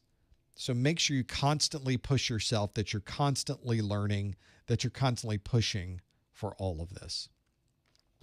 Okay, another question. This one deals with these time frames we talked about from Rambo the Killer. In the chat room says, I passed the first part, but failed the second part 3 times. Been there, just failing these certs over and over again. Took a break. Now I'm in a Security Plus class. Do you recommend I hurry and go back to the second part of A Plus before it, you say retire, but really expires? I guess it is retirement that we're talking about in your case, because you don't have the A Plus yet. So, but you have half of it. So for this half that you have, you really do need to take that second A Plus before it retires. You're absolutely right. This really is something you should do. Now, the retirement date The earliest retirement date is July. So you've got until July to finish both of these exams. In your case, to finish the second exam. So you got a little bit of time, Rambo the Killer, to do this. But the time goes quick. That's the problem with these exams, is they sneak up on you. The time is the fire in which we burn, and it is such a challenge when these things are retiring because we want to be sure we get in there. I have people that say, I took it on the last day before it was retired. Like they went to the very last hour to take their exam. Happens every time. So the good part is that you don't have to worry. It's not January. It's not going away in January. The earliest it would go away is in July. I think, completely unsubstantiated rumor, I think it's probably going to be even after that. So you got some time. It's almost like they were listening to you, Rambo the Killer. It's almost like they knew you needed to take that second exam. Well, here's a half a year. See if you can fit it in there. And I really recommend you do that. I know you're taking Security Plus right now, your class, and you'll probably take the Security Plus exam. You've already taken this first exam. I'm guessing, having taken the second exam 3 times, that you're kind of familiar with the content now. This would be the time to go back and really try to get that 4th try and pass it that time. There's plenty of tools out here and study materials available. You've now got 3 separate exams, and this could be a tip for any of you that haven't passed one of these exams before. They give you a list of all of the sections you got wrong on the exam. They don't tell you the question. They tell you the section from the exam objectives that the question came from that you got wrong. So one of the things that I would highly recommend is go online to the Pearson VUE website, download your 3 exam results that you got, and see if there's places that tend to be difficult for you each time. You may find that it's always the same thing over and over, or maybe it's coming from different places, but I suspect it will be similar topics in each one of those, and that might help you if you're doing this. Now, that half of the year that I'm mentioning is before both the Core 1 and Core 2, the 1001 and 1002 exams retire. You have to pass both exams before the retirement date. You could have taken one of the exams 3 years ago, but as long as you take the second exam before it retires, you're certified. So that's what we mean. If you were only to take and pass one of the exams, and then it gets retired, you got to start over. Nobody wants that. So hopefully, Rambo the Killer, that has helped you give some insight into your scheduling, into your planning, and hopefully I've encouraged you enough to really go out and get that cert so you can put it in your pocket. The retirement date for A+. Currently, as I mentioned, we think we know the earliest will be July. I'm going to put it out there now that I think it's going to be later. If I had to guess, I think it'll be later than that. So, will CompTIA ever merge the A+ into a single exam? How about this? A+ used to be 4 exams. So I don't think getting into a single exam is going to happen. It wasn't one that you had to take 4 separate exams. You had to take one core exam. They didn't call it the core exam. They had to take the first exam and then one of the other 3. And those other 3 exams were focused around different job roles. Help desk, technician. There was another one, I forget. But it was sort of, you had to take one for everybody and then one of the other 3. But what it pretty much ended up being was that everybody would take the first one and they would take the help desk one, and that was it. Hardly anybody took one of the other 2. And so CompTIA said, you know what, it'd be easier for everybody if we just shrunk it down into 2, and it was only 2 exams, and everybody just took those 2. And that's what they did. So merging it into a single exam, I don't think is going to happen. It's certainly not going to happen this time because I already know what the next 2 exams look like, at least at a high level. They haven't released exam objectives to anybody quite yet, so we don't know. But I suspect that they're just going to keep it 2 exams going forward. There's just so much content. Even in a single A+ exam, there's tons of content. It's remarkable to do that. So I think 1 exam probably not going to happen, but they're not going to go back to 4. That's good, right? It's 2 exams, thankfully. I think that's the important part, is sticking it with the 2 exams, focusing on the 2. There's enough there for everybody. Heck, you could probably make it 4 exams if you really wanted to. Thankfully, it's just 2. So I think that's a good idea as well. Well, thank you for being here. We got through another hour of Q&A. Always fun to do these live streams. Always great that you're here participating for our first hour of Q&A and asking questions in the study group. But remember, if you're watching this on a replay, the Discord is always there. Someone is always in that Discord that might be able to help. We're always chatting about something there, and it's a great place to hang out. Go to professormesser.com/discord to be able to do that. There's, of course, plenty to go through on the Professor Messer website. We have new videos all the time. Don't forget about the Network Plus and Security Plus study groups next week. We're doing 2 study groups next week because of the holidays. Come back on Tuesday for Network Plus. Come back on Thursday for Security Plus. And if you're watching the replay, just check the calendar. Go to professormesser.com/calendar. It will tell you when the next event is going to be. Don't forget about my bro, Uncle Phil, literally my brother, at unclephilsfudge.com, and your discount codes for traditional fudge 5 for $20, plant-based fudge 4 for $24. I'll have to put that on the website as well, so you can get your hands on that. We'll put it in the video description as well. Lori, that's me telling Lori, please make sure we put that in the video description. That helps me as well. So great. The last 1002 study group of the year is in the can. Thank you so much for being here. Thank you so much for being here this year. It has been a fantastic year. It's been a crazy year. It's been a chaotic year, but we have had the best fun, and we're really looking forward. We have so many interesting things happening in the next year for us as well. We'd love to have you back for us in 2022.